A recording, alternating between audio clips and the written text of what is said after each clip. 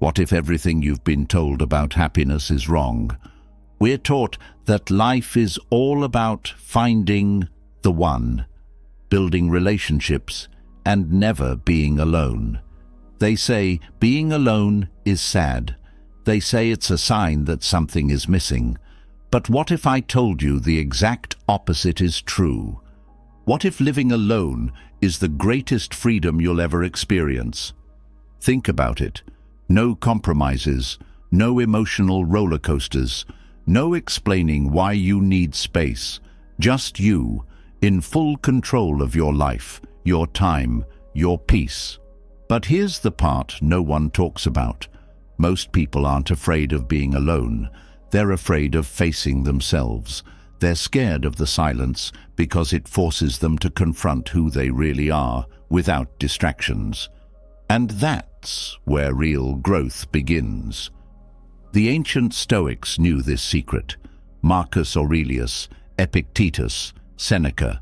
They all believed that true strength comes from within, not from clinging to others. They didn't just tolerate solitude, they embraced it. They understood that the person who is most dangerous, the person who can't be controlled, is the one who doesn't fear being alone. Living alone isn't loneliness, it's liberation. It's the space where you build emotional resilience, sharpen your mental clarity, and become so self-reliant that no relationship can make or break you. It's where you stop seeking validation and start creating a life that's entirely your own. By the time you're done with this, you won't just see solitude differently, you'll crave it. Because once you taste the power of living life on your own terms, you'll never settle for less again. Are you ready to unlock the freedom that's been waiting for you all along? Let's dive in. Before we dive in, think about this. There's a quiet power that comes from not needing anyone, not out of bitterness or isolation, but from a deep-rooted sense of freedom that most people will never experience. It's the kind of freedom that isn't loud or flashy. It doesn't need to prove itself. It just exists, strong, steady, and unshaken by the chaos of the world. That's the freedom of solitude. And once you truly feel it, you'll wonder why you ever thought you needed anything else. The freedom of solitude isn't about cutting yourself off from the world. It's about discovering that you were never missing anything to begin with. It's the space where you meet the real you, not the version shaped by other people's expectations, not the watered-down version designed to fit into relationships, but the raw, authentic self that thrives when no one's watching. In solitude, you don't have to wear masks. There's no pressure to be entertaining, agreeable, or emotionally available to anyone but yourself. And that's where the magic happens. When you live alone, your time is entirely your own. You don't realize how much of your life is spent adjusting to others until you no longer have to. There's no need to compromise on plans, no awkward small talk when you'd rather be silent, and no guilt for prioritizing your own needs. You wake up when your body feels rested, not when someone else's alarm goes off. You eat when you're hungry, not when it's dinner time. You create a rhythm that flows naturally with your energy, not one dictated by someone else's schedule. But it goes deeper than just controlling your time. Solitude strips away the noise and distractions that come with constant interaction. It's like standing in a room after the music stops. Suddenly, you can hear your own thoughts clearly. You start to notice patterns in your thinking, feelings you've ignored, and dreams you've tucked away because life got too busy. This clarity isn't always comfortable. In fact, it can be downright unsettling at first. But discomfort is often the first sign that growth is happening. Without the constant pull of other people's opinions and emotions, you're left with the truth of who you are. And while that truth might be messy, it's also the foundation for real self-understanding. Another gift of solitude is the absence of emotional dependence. Relationships often create subtle habits of relying on others to regulate our emotions, seeking validation, reassurance, or distraction when things get tough. But when you live alone, you're forced to sit with your feelings, process them, and find your own way through. It's not always easy, but it builds a kind of emotional resilience that no relationship can offer. You learn that you're capable of handling sadness, stress, and even loneliness without falling apart. That's not coldness, it's strength. It's knowing that your emotional stability isn't tied to someone else's presence or approval. Solitude also redefines the concept of success and fulfillment. In relationships, it's easy to measure your worth through shared achievements, buying a house together, reaching milestones as a couple, or even just being seen as part of a unit. But living alone forces you to create your own definitions of success. What makes you feel accomplished when no one is watching? What brings you joy when there's no one to impress? These questions strip away the superficial markers of happiness and push you to find fulfillment in things that truly matter to you. And then there's the creativity that blooms in solitude. Without the constant chatter of external voices, your mind has the space to wander freely. You start noticing the world differently, the way the light changes throughout the day in your apartment, the rhythm of your own breathing, the quiet thoughts that come and go like waves. Creativity thrives in this kind of environment because it's not rushed, judged, or shaped by others. Whether it's writing, painting, cooking, or simply thinking deeply, solitude gives you the room to create without constraints. Financial freedom is another unexpected benefit. Relationships often come with shared expenses, compromises on spending habits, and financial dependencies that can feel restricting. When you live alone, you're in complete control of your finances. Every dollar you earn, spend, or save is a decision made solely for your benefit. There's a sense of security in knowing that your financial stability doesn't hinge on someone else's job, habits, or choices. You can budget according to your priorities, invest in what truly matters to you, and enjoy the freedom that comes from financial independence. But perhaps the most profound aspect of solitude is the relationship you build with yourself. We often talk about self-love as if it's a simple affirmation you repeat in the mirror, but real self-love is built through actions, through showing up for yourself consistently, especially when no one else is there to do it for you. It's in the way you take care of your space, the meals you prepare just for yourself, the routines you create that nourish your body and mind. Over time, solitude teaches you that you're not just capable of being alone, you're capable of thriving alone. This kind of freedom is rare because most people never give themselves the chance to experience it. They jump from one relationship to another, filling the silence with noise, the space with company, and their hearts with temporary comforts. But solitude isn't something to escape from. It's something to lean into. Because on the other side of that discomfort is a version of you that's whole, complete, and unapologetically free. And the best part, once you've experienced this freedom, no one can take it from you. Relationships may come and go, circumstances may change, but the foundation you build in solitude stays with you. It becomes your anchor, your safe haven, your source of strength.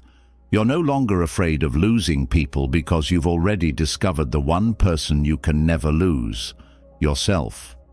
Living alone isn't about rejecting connection. It's about redefining it. It's about realizing that the most important relationship you'll ever have is the one you have with yourself. And when that relationship is strong, every other connection in your life becomes a choice, not a necessity. You're no longer clinging to people out of fear of being alone because you've already faced that fear and found freedom on the other side. In the end, solitude isn't empty. It's full of potential, full of peace, full of life. It's not a gap waiting to be filled. It's a space where you get to expand. And once you've expanded into that space, you'll understand why living alone doesn't just beat any relationship. It transcends it. Because it's not about having someone. It's about being someone. Someone whole, someone free, someone fearless. This is the essence of Stoic freedom. Not just surviving without others, but thriving because you've discovered that everything you need was within you all along. But the true power of solitude isn't just about the freedom it offers. It's not only about controlling your time, your space, or your energy. There's something deeper, something most people never reach, because it requires stepping into a place many avoid, the space within. When the noise fades, when the distractions are gone, when there's no one left to impress or blame, you're left with the one person you can never escape, yourself. That's where the real journey begins. This isn't the type of journey you pack a bag for. It's not marked by maps or guided by GPS. It's the raw, unfiltered experience of facing yourself.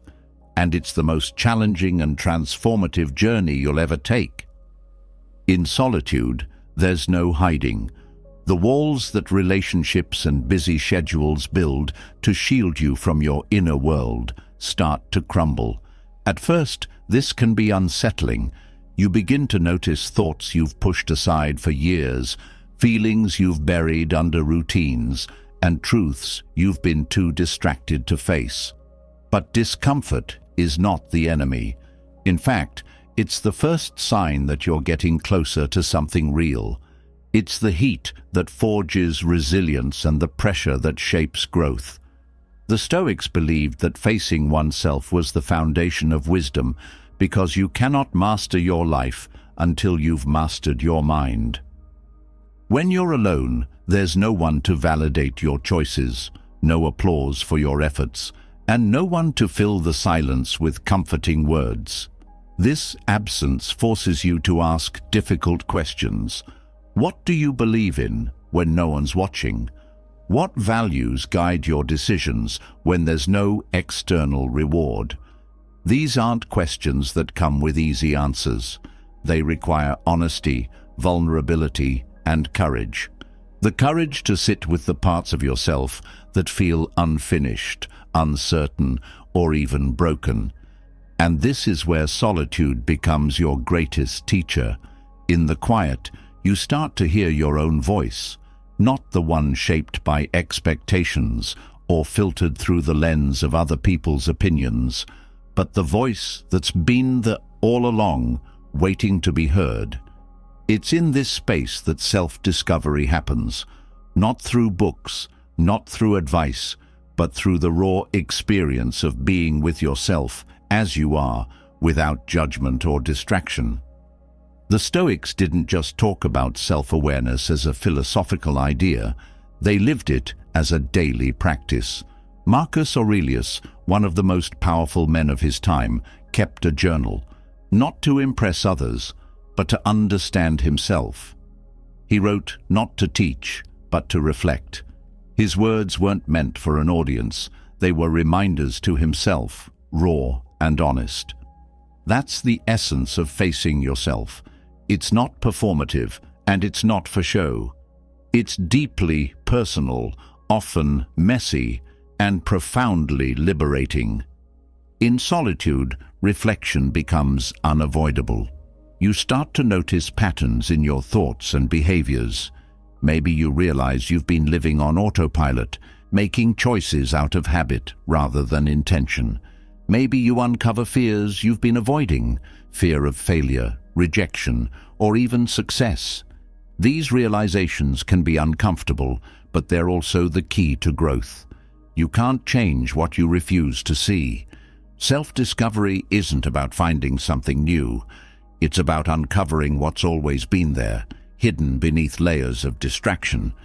And as you peel back those layers, you begin to understand your emotions more clearly. Instead of reacting impulsively to anger, sadness, or frustration, you learn to sit with these feelings, to observe them without judgment. This emotional awareness is a form of mastery, not control in the sense of suppression, but control in the sense of understanding. The Stoics taught that we can't control what happens to us, but we can control how we respond. That response starts with self-knowledge. Through solitude, you also confront the illusions you've built about yourself. We all carry stories in our minds, narratives about who we are, what we're capable of, and what defines us. Some of these stories are empowering, but many are limiting. Maybe you've told yourself you're not good enough, not smart enough, or not strong enough. Maybe you've accepted labels others gave you without questioning them. Solitude gives you the space to challenge these narratives, to ask, is this really true? And more importantly, who would I be without this story?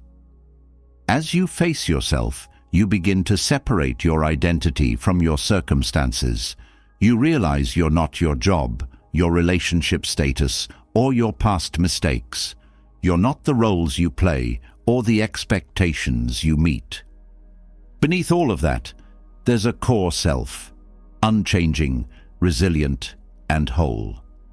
This realization is both humbling and empowering. It strips away the superficial layers of identity and connects you to something deeper, something permanent.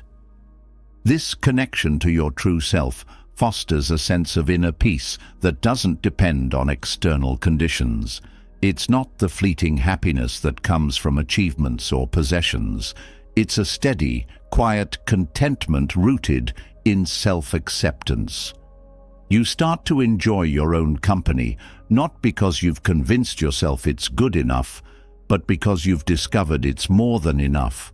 Solitude stops feeling like an absence of connection and starts feeling like the presence of something profound, a relationship with yourself.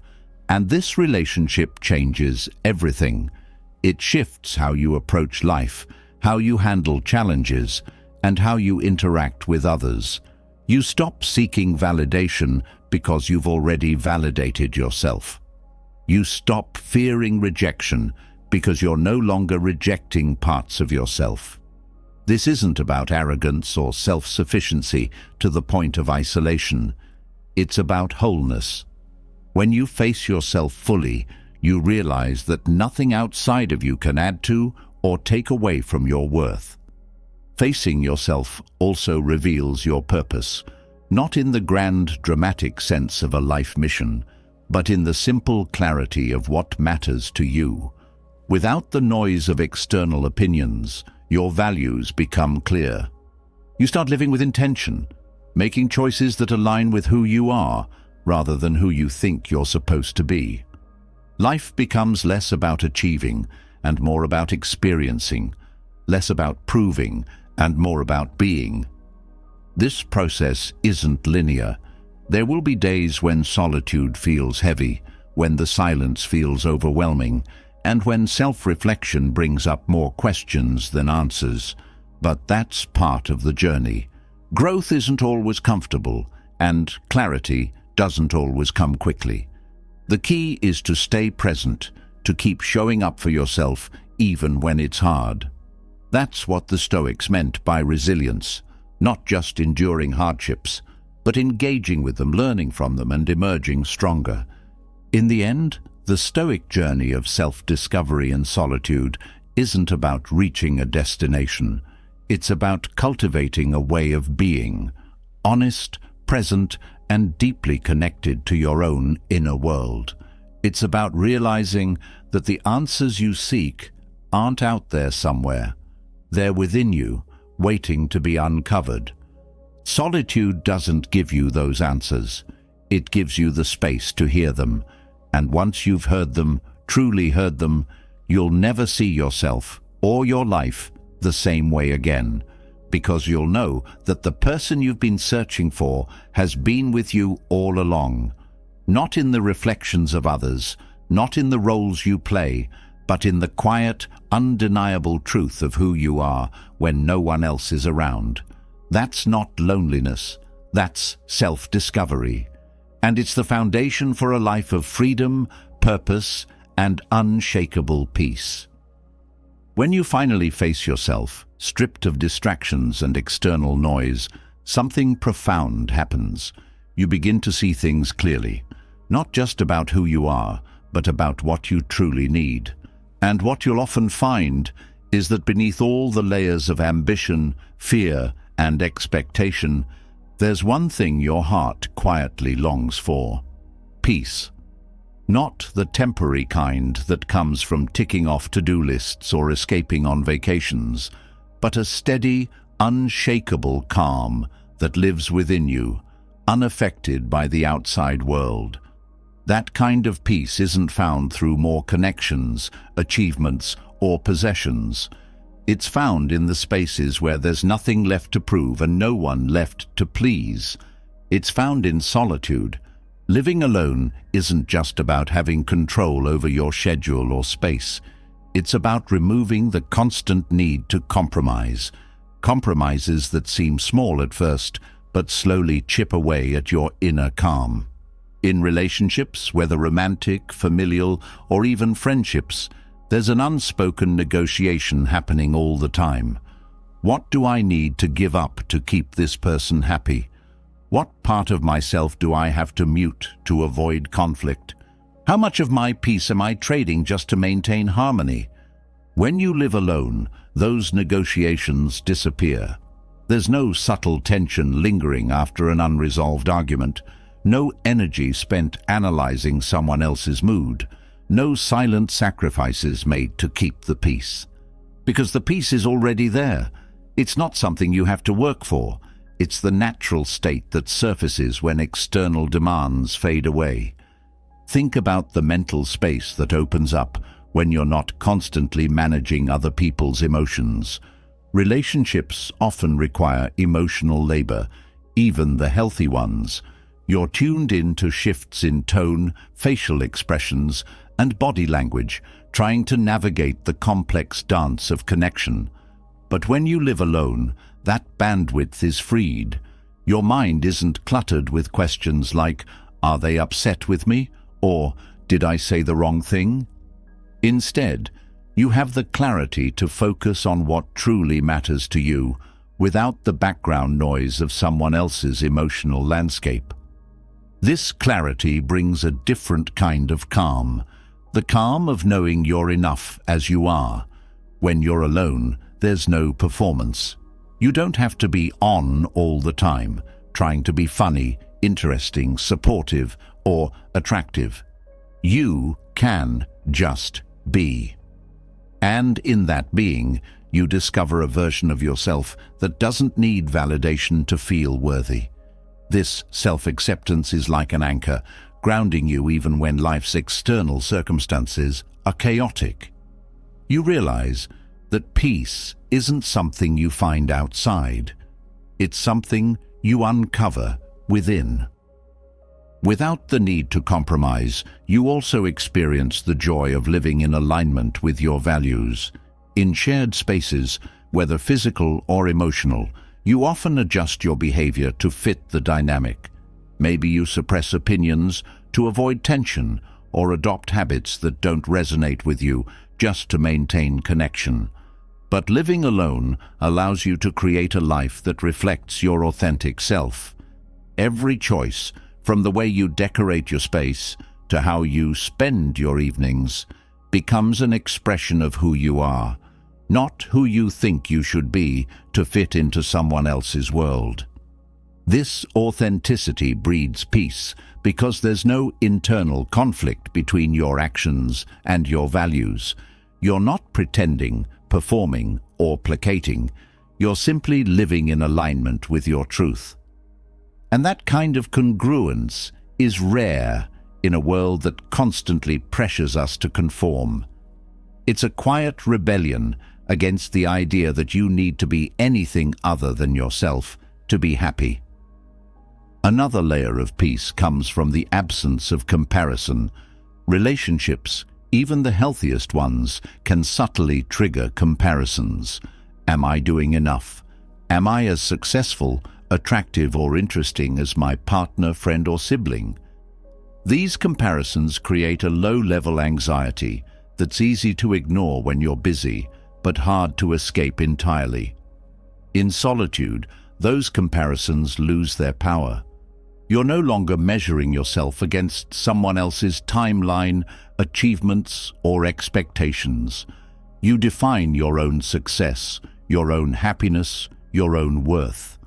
Without the constant influence of others, you also gain a deeper understanding of what truly nourishes you.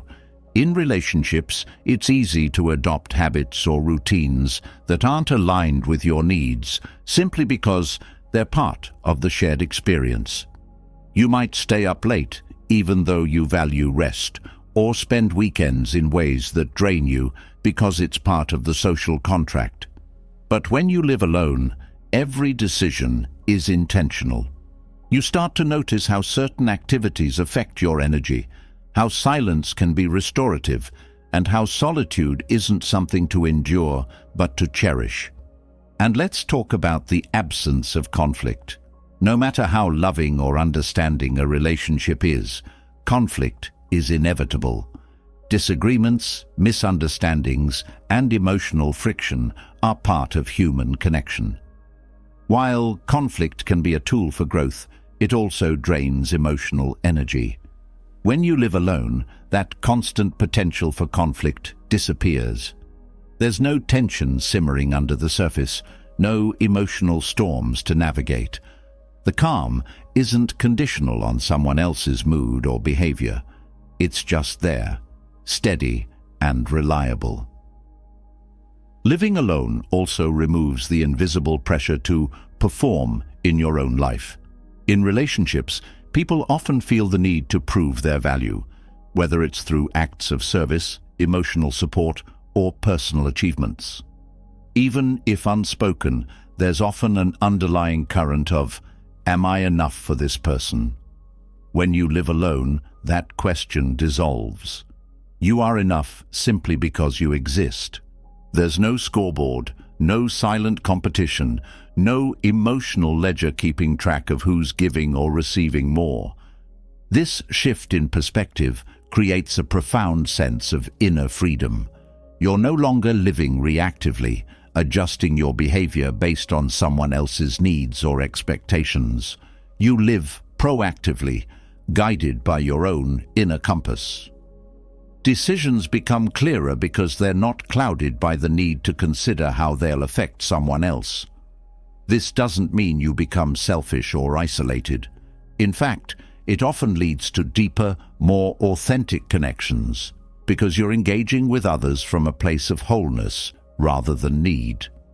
Another layer of peace comes from the absence of emotional dependence. Relationships often create subtle dynamics where one person becomes a source of emotional stability for the other. This isn't inherently unhealthy, but it can create an unconscious reliance that breeds anxiety.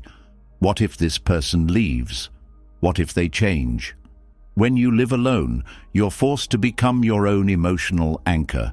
You learn to comfort yourself, to process your feelings without external validation, and to find stability within. This self-reliance isn't cold or detached, it's liberating. It allows you to engage with others from a place of genuine connection rather than fear of loss. Solitude also fosters a deeper connection to the present moment. In relationships, especially romantic ones, there's often a focus on the future, planning, hoping, worrying. This forward-looking mindset can create anxiety because the future is inherently uncertain. When you live alone, you naturally shift into a more present-centered way of being. Your focus isn't on managing a shared future, but on fully experiencing the now. This mindfulness isn't something you have to practice consciously. It becomes a natural byproduct of solitude. You notice the small details of your day, the way sunlight moves across your floor, the comfort of your favorite chair, the simple pleasure of a quiet cup of tea. In this space, you also develop a stronger connection with your intuition. When you're constantly surrounded by others, it's easy to lose touch with your inner voice. External opinions, even well-meaning ones, can drown out your own instincts. But in solitude, that voice grows louder and clearer. You start to trust yourself more, to make decisions based on what feels right for you rather than what's expected. This self-trust is a powerful source of peace because you no longer second-guess your path. You know that you're guided by your own inner wisdom, not the shifting opinions of the world around you. Ultimately, the peace that comes from living alone isn't fragile. It's not dependent on circumstances, other people, or external achievements. It's a deep, steady undercurrent that runs through your life, grounding you even when things get hard. It doesn't mean you'll never feel lonely, sad, or anxious, but it does mean you'll have a solid foundation to return to, a quiet place within yourself that no one can disturb. This kind of peace isn't flashy or dramatic. It doesn't announce itself with grand gestures or life-changing epiphanies. It's subtle, like the gentle rhythm of your own breath. But once you've felt it, truly felt it, you'll realize it's the most valuable thing you've ever owned. And the best part? It was never something you had to find out there. It was within you all along, just waiting for the noise to fade so it could finally be heard. When you discover the deep, unwavering peace that solitude brings, it doesn't just soothe your mind. It plants something within you. A quiet realization grows. You are capable of standing on your own. That calm you've found isn't just the absence of noise or conflict. It's the early signs of something stronger taking root: self-reliance. Peace without compromise is beautiful, but it becomes even more powerful when it's backed by an unshakable foundation. That's where self-reliance steps in. It's not about rejecting help or isolating yourself from the world. It's about building a life where your sense of security, purpose, and confidence isn't tied to anyone or anything outside of you. At its core, self-reliance is the ability to trust yourself completely, to know that no matter what life throws your way, you have what it takes to handle it. This isn't just about surviving tough times. It's about thriving because you've built inner resources so strong that external circumstances can't easily shake you. The Stoics understood this deeply. They believed that true freedom comes not from controlling the world around you, but from mastering the world within you. When you rely on yourself, you're no longer vulnerable to the chaos of life because your strength comes from a place no one else can touch. Self-reliance starts with responsibility, not the heavy, burdensome kind that feels like a weight on your shoulders, but the kind that liberates you. Taking responsibility for your own life means you stop waiting for someone to save you, fix you, or make things easier. You realize that while you can't control everything that happens, you can control how you respond. That mindset shift is powerful because it puts you back in the driver's seat of your own life. No more blaming circumstances, other people, or bad luck. It's just you, fully owning your choices, your growth, and your future. But self-reliance isn't built overnight. It's forged through experiences where you're forced to rely on yourself, often in situations where you would have previously leaned on others. It's in the moments when you solve a problem without asking for advice, when you sit with your own discomfort instead of seeking distraction, when you navigate uncertainty without looking for someone to reassure you. These moments might feel small, but they accumulate, layering confidence upon confidence until you realize that you've become the kind of person who doesn't crumble when life gets tough. Living alone accelerates this process because it naturally strips away the safety nets we often don't realize we're using. There's no one else to handle the practical stuff, fixing things when they break, managing finances, making decisions. But beyond the logistics, solitude also removes the emotional crutches we rely on. There's no one to constantly reassure you when you doubt yourself, no one to distract you when you're feeling down. At first, this can be challenging, but with time, it becomes empowering because you start to see that you can handle more than you thought. Financial independence is one of the most tangible aspects of self-reliance. When you live alone, every financial decision is yours. You're responsible for budgeting, saving, and making sure your needs are met. This can feel overwhelming, but it's also incredibly freeing. You learn to manage money not out of fear, but out of respect for your own stability. You make choices based on your values, not on someone else's priorities. This financial autonomy reinforces the idea that you don't need to depend on anyone else for your security, which is a powerful realization in a world that often ties financial stability to relationships or external success. Emotional self-reliance is equally important. It's the ability to regulate your own emotions without needing constant validation or support from others. This doesn't mean you never seek help. It means you're capable of sitting with your feelings, understanding them, and working through them on your own. You develop the resilience to face sadness, fear, or anxiety without immediately reaching for distractions or external comfort. This inner stability becomes a sanctuary, a place you can return to no matter what's happening in your life. Decision-making is another area where self-reliance shines. When you're used to relying on others for input, making decisions alone can feel daunting. But over time, you learn to trust your own judgment. You stop second-guessing yourself because you've proven through experience that you can make good choices. This doesn't mean you'll never make mistakes. It means you'll stop fearing them. You'll see mistakes as part of the process, not as evidence that you're incapable. This mindset shift is liberating because it allows you to take risks, try new things, and grow without the constant fear of failure. Self-reliance also deepens your self-knowledge. When you're not constantly influenced by the needs, opinions, or expectations of others, you start to understand what truly matters to you. What are your values? What brings you joy? What kind of life do you want to create?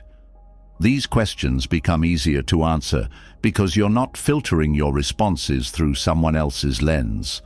This clarity allows you to build a life that's authentic and aligned with who you are, not who you think you're supposed to be. Physical self-reliance is often overlooked, but it plays a role too. Taking care of your body through exercise, nutrition, and self-care reinforces the idea that you're capable of meeting your own needs. You don't rely on someone else to motivate you to be healthy or to take care of you when you're unwell. You become the caretaker of your own well-being, which strengthens your overall sense of competence and control.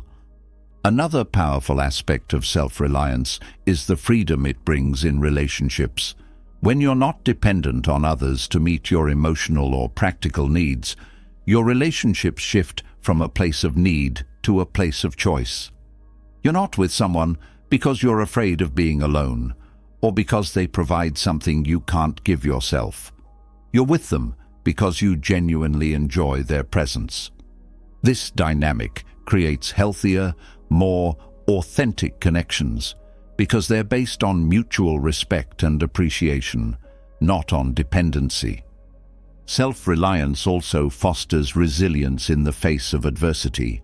Life is unpredictable and challenges are inevitable, but when you've built a strong foundation within yourself, you're better equipped to handle whatever comes your way. You don't collapse under pressure because you know you've navigated difficult times before, and you can do it again. This resilience isn't about pretending to be unaffected by hardship. It's about having the tools to face it head-on, process it, and come out stronger on the other side.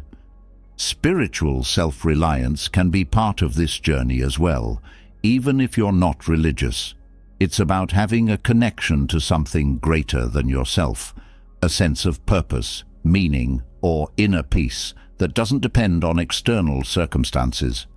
This can come from nature, creativity, personal growth, or simply the belief in your own resilience.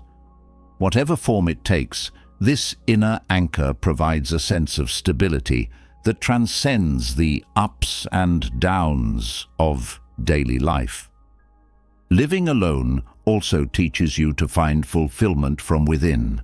In a world that constantly pushes the idea that happiness comes from external achievements, career success, relationships, material possessions, self-reliance flips the script. It shows you that true fulfillment comes from living in alignment with your values, pursuing your passions, and growing as a person. You stop chasing happiness out there because you've discovered it's already within you. This doesn't mean you become completely self-sufficient in the sense that you never need anyone. Human connection is important, and there's strength in knowing when to ask for help. But the difference is that you're not dependent on others for your sense of self. You're whole on your own, and any support you receive is an addition to your life, not the foundation of it. The process of building self-reliance isn't always easy. There will be moments of doubt, fear, and loneliness, but those moments are part of the growth. They're the crucible in which your resilience is forged. Each challenge you face and overcome adds to your inner strength. Over time, you look back and realize that the person you've become is someone you can rely on, no matter what. And that's the ultimate freedom, not the absence of challenges, but the unshakable confidence that you can face them. It's the knowledge that you don't just survive on your own, you thrive. You're not waiting for life to happen to you or for someone to save you. You're actively creating your own life, grounded in the belief that you are enough, just as you are. Self-reliance isn't about isolation or independence for its own sake. It's about empowerment. It's about standing in your own strength, trusting your own voice, and knowing that no matter where life takes you, you've got your own back. And once you've built that foundation, there's nothing in the world that can take it away from you. When you've built the kind of self-reliance that feels unshakable, something remarkable happens. You stop living life on autopilot. You no longer move through your days trying to fit into spaces that don't feel like yours. You realize that self-reliance isn't just about trusting yourself in tough situations. It's about creating a life that's entirely your own, down to the smallest detail. And the place where this transformation becomes most visible isn't just in your mindset. It's in your space. The environment you live in starts to reflect the person you've become inside. This isn't just about decor or design. It's about claiming ownership over your life in a way that feels personal and true. When you live alone, you're not just managing a household. You're curating a space that mirrors your identity, your values, and your desires without compromise. It's the freedom to shape your environment in a way that nurtures your growth, fuels your peace, and reinforces the life you've chosen to live. Think about what happens when you share a space with others. Even in the best relationships, there's a constant negotiation over how that space is used, decorated, and maintained. Compromises become part of the daily routine, small adjustments here and there that eventually add up. You might ignore that piece of furniture you never liked because someone else loves it, or tolerate habits that don't align with your rhythm because it's easier than creating conflict. Over time, the space stops feeling fully yours. It becomes a blend of identities shaped by collective needs rather than individual authenticity. But when you live alone, those compromises disappear. Every corner of your environment becomes a canvas for your authentic self. The colors on the walls, the arrangement of furniture, the books on the shelves, each choice is a reflection of you. There's a powerful sense of freedom in waking up every day, surrounded by a space that feels like an extension of who you are. It's not about creating a picture-perfect home for others to admire. It's about crafting an environment where you feel most alive, most at peace, and most yourself. This process starts with asking a simple but often overlooked question: what do I actually want? Not what looks good on social media, not what's trending, and not what someone else expects. Just you, your preferences, and your instincts. It's surprising how many people have never really explored this question because their choices have always been influenced by the dynamics of shared living. But when you strip all that away, you have the opportunity to reconnect with your own tastes, interests, and rhythms. Your space becomes more than just a physical environment. It becomes a reflection of your mental and emotional landscape. If you value peace, maybe you create quiet corners filled with soft lighting and cozy textures. If creativity drives you, perhaps your space is filled with art supplies, inspiring books, or open areas where ideas can flow freely. The key is that there's no right or wrong way to do it. The only measure of success is how it feels when you walk through the door. Does it feel like home? Not in the traditional sense, but in the sense that it feels like you. Beyond aesthetics, living alone allows you to design the flow of your life without external interference. You can create routines that support your well-being without having to explain or justify them. Want to wake up at dawn and meditate in complete silence? Go for it. Prefer to stay up late reading or working on a project? No one's there to question your schedule. This freedom extends beyond your daily habits to how you structure your time and energy. Your space becomes a sanctuary where your needs come first, not out of selfishness, but out of self-respect.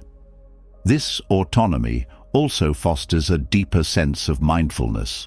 When you're the sole curator of your environment, you become more intentional about the things you allow into your life.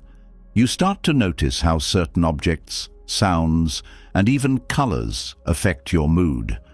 You realize that clutter isn't just physical, it can be emotional too.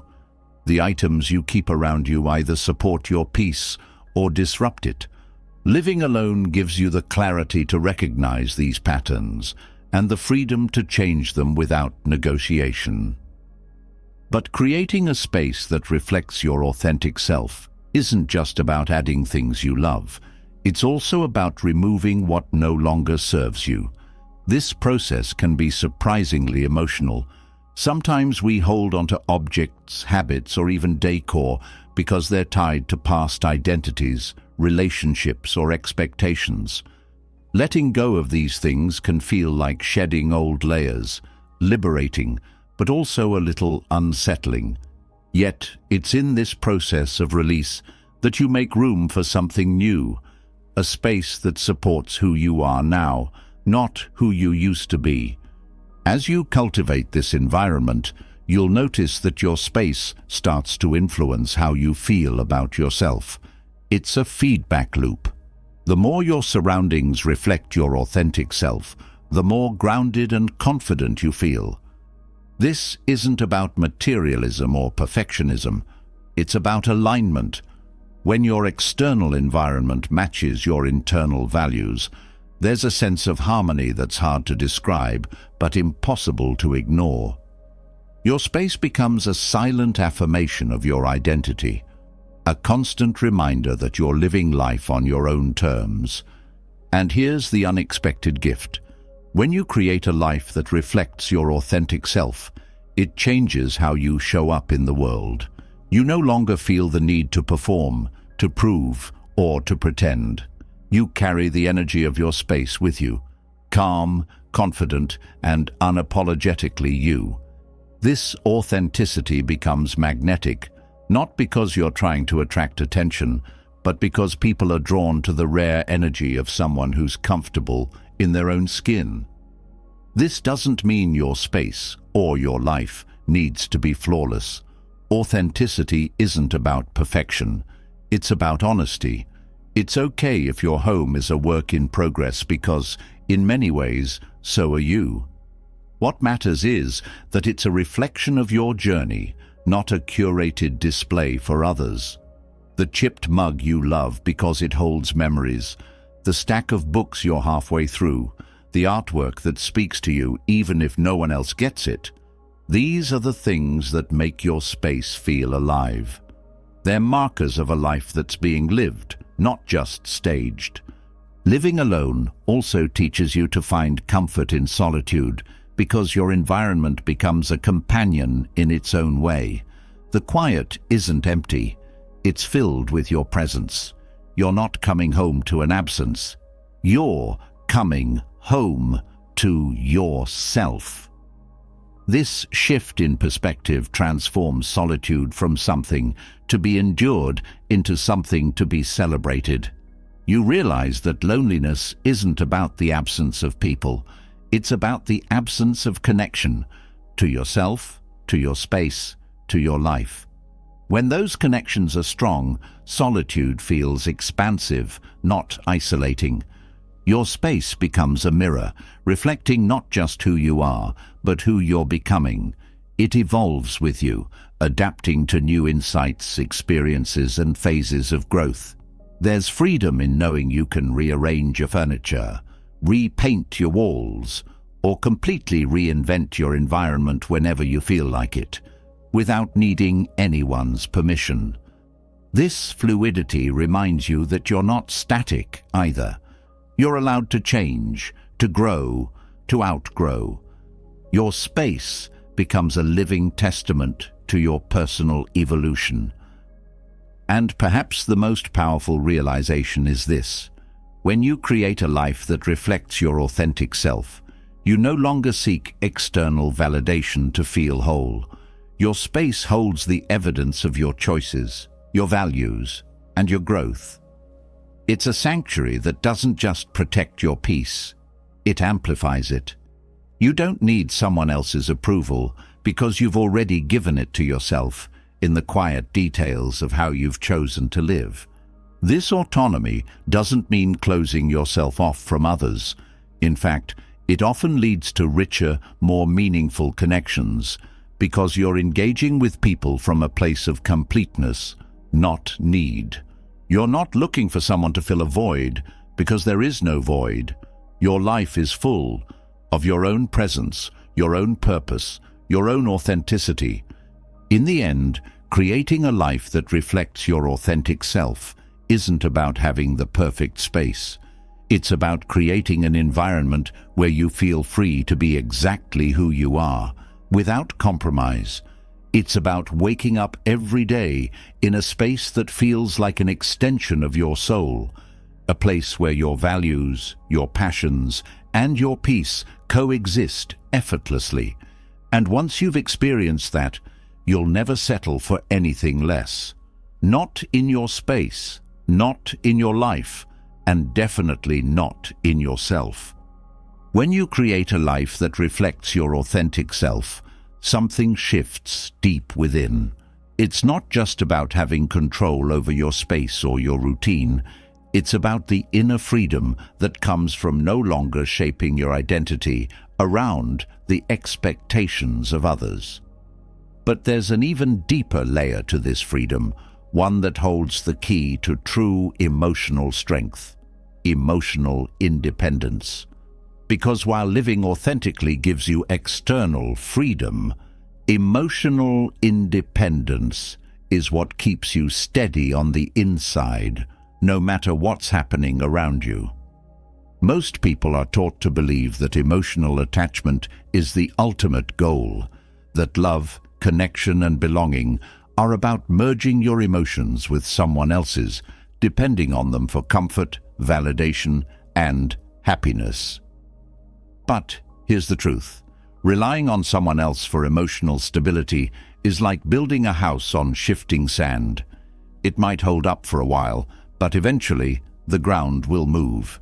People change, relationships evolve, and life happens. If your sense of peace is tied to someone else's presence, approval, or affection, you're always one step away from losing it.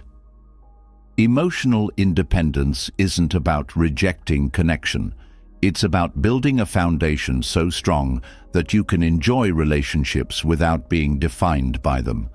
It's the ability to feel deeply, to love fully, and to connect authentically, without losing yourself in the process. This doesn't mean you stop caring. It means you stop outsourcing your emotional well-being to things you can't control. The difference between emotional independence and emotional attachment is subtle but powerful. Emotional attachment often comes with invisible strings, expectations, fears, and the belief that your happiness depends on someone else's behavior. You might find yourself walking on eggshells, afraid to upset the balance because you've tied your sense of worth to the relationship. This creates anxiety because deep down, you know you don't have full control over the situation. You can't control how someone feels about you, how they treat you, or whether they'll always be there. On the other hand, emotional independence frees you from this anxiety. It's the calm that comes from knowing that while you can't control everything, you can always control yourself. Your happiness isn't fragile because it's not built on something or someone that can be taken away. It's built on self-awareness, resilience, and the ability to meet your own emotional needs. This doesn't mean you never feel sad, hurt, or disappointed. It means you don't crumble when you do. One of the most liberating aspects of emotional independence is how it changes your relationships. When you're not dependent on someone else to feel whole, you stop seeing people as emotional lifelines. You don't need constant reassurance or attention to feel secure. This creates healthier dynamics because you're engaging with others from a place of choice, not need. You're not afraid of being alone because you know you're already complete. This shifts the focus from "how can this person make me feel better" to "how can we grow and support each other without losing ourselves?" Emotional independence also teaches you the art of detachment, not in the cold, indifferent sense, but in the Stoic sense of being able to care deeply without clinging. You can love someone and still let them go, if that's what's best for you or for them. You can experience loss without it destroying your sense of self, because you've cultivated an internal source of stability. This doesn't mean you avoid grief or pain. It means you move through it with grace, knowing that your emotions are part of you, but they don't define you. At the heart of emotional independence is self-trust. When you rely on others to manage your emotions, it's often because you don't fully trust your own ability to handle them. But the more you practice sitting with your feelings, without distraction, without numbing, without immediately reaching for someone else to fix it, the more you realize that you're capable of navigating even the most intense emotions. This self-trust becomes a quiet confidence that carries you through life's ups and downs. Another key aspect of emotional independence is learning to validate your own experiences. Many people seek external validation because they've been conditioned to believe that their feelings aren't real or important unless someone else acknowledges them. But the truth is, your emotions are valid simply because you feel them. You don't need permission to be sad, angry, or joyful. You don't need someone else to agree with your perspective to know that it matters. When you stop chasing external validation, you create space for genuine self-acceptance. Emotional independence also changes how you deal with rejection and criticism. When your self-worth isn't tied to other people's opinions, rejection stops feeling like a personal failure. It's just information, feedback about someone else's preferences, circumstances, or perceptions, none of which diminish your inherent value. This doesn't mean you become immune to hurt feelings. It means you don't let those feelings define you. You experience them, process them, and move forward with your sense of self intact. Another benefit of emotional independence is the clarity it brings to your decision-making. When you're not driven by the fear of disappointing others or the need for approval, you make choices that align with your values, not just what will make people like you. This authenticity attracts the right people into your life, those who respect you for who you are, not for who you pretend to be. It also helps you set boundaries without guilt, because you're not responsible for managing other people's emotions at the expense of your own well-being. Emotional independence fosters resilience because it teaches you that emotions, no matter how intense, are temporary. They come and go like waves. When you stop fighting them or trying to control them, you realize that you're not at the mercy of your feelings. You're the ocean, not the wave. This perspective helps you face challenges with a sense of inner calm, knowing that even when things feel overwhelming, you have the tools to weather the storm. A significant part of developing emotional independence is learning to be comfortable with solitude. When you can sit with yourself without feeling restless, lonely, or anxious, you've tapped into a powerful source of inner peace. Solitude stops being something to avoid and becomes something you cherish because it's where you reconnect with yourself. In this space, you're not defined by your relationships, achievements, or external circumstances. You're simply you, enough as is. This doesn't mean you don't need people. Humans are wired for connection, but emotional independence allows you to connect without losing yourself. Relationships become a choice, not a lifeline. You're not looking for someone to complete you because you've already done that work. You're looking for someone to share with, not to fill a void. Emotional independence also shifts how you approach conflict. When you're emotionally attached in an unhealthy way, conflict can feel threatening because it risks the connection you depend on for emotional security. But when you're emotionally independent, you can engage in disagreements without fear because your sense of self isn't on the line. You can listen, communicate, and even walk away if needed, all without feeling like you're losing a part of yourself. This doesn't mean you become detached or indifferent. In fact, emotional independence often leads to deeper empathy because you're not projecting your own insecurities onto others. You can hold space for someone else's emotions without feeling responsible for fixing them. You can offer support without getting entangled. This clarity allows for more authentic, compassionate relationships because they're not clouded by hidden agendas or unspoken needs. Developing emotional independence requires self-awareness and practice. It's not about shutting down your emotions or pretending you don't care. It's about learning to care in a way that's rooted in strength, not fear. It's about recognizing that while emotions are natural and important, they don't control you. You control how you respond to them. One way to cultivate emotional independence is through mindfulness, practicing the art of observing your thoughts and feelings without immediately reacting to them. This helps you create space between stimulus and response, allowing you to choose how you engage with your emotions. Over time, this practice builds emotional resilience because you're no longer at the mercy of every passing feeling. Another powerful tool is self-reflection. Taking time to understand the patterns in your emotional responses helps you identify triggers, beliefs, and habits that might be undermining your independence.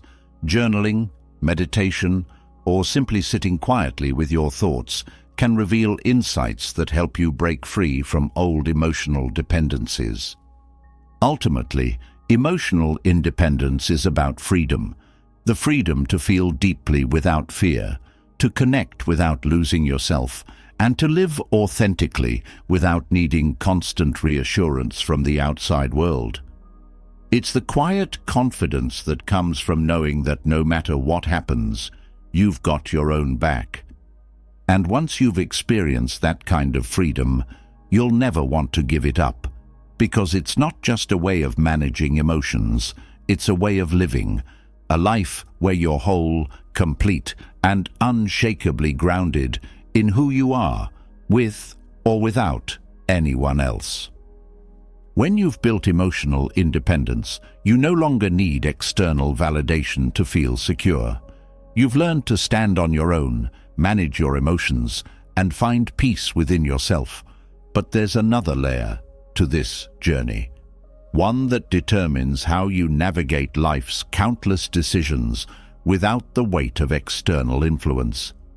This is where the art of self-negotiation comes in, because even when you've mastered emotional independence, the real challenge is learning to make decisions that are truly yours, not shaped by the silent expectations of society, family, or the lingering echoes of past experiences.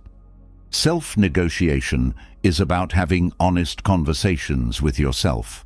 It's the internal dialogue where your values meet your desires, where logic challenges emotion, and where you find clarity in the midst of life's complexities. The truth is, most people are better at negotiating with others than they are with themselves. They know how to compromise, persuade, or stand their ground in external conflicts. But when it comes to personal decisions, they often default to habits, fears, or the need to please others. They don't realize that the hardest negotiations aren't with the outside world. They're with the voice inside their own mind. When you live alone and embrace solitude, this internal dialogue becomes impossible to ignore. There's no one to defer to, no distractions to drown out your thoughts. You're left with the raw reality of your own mind. And this can be both confronting and liberating.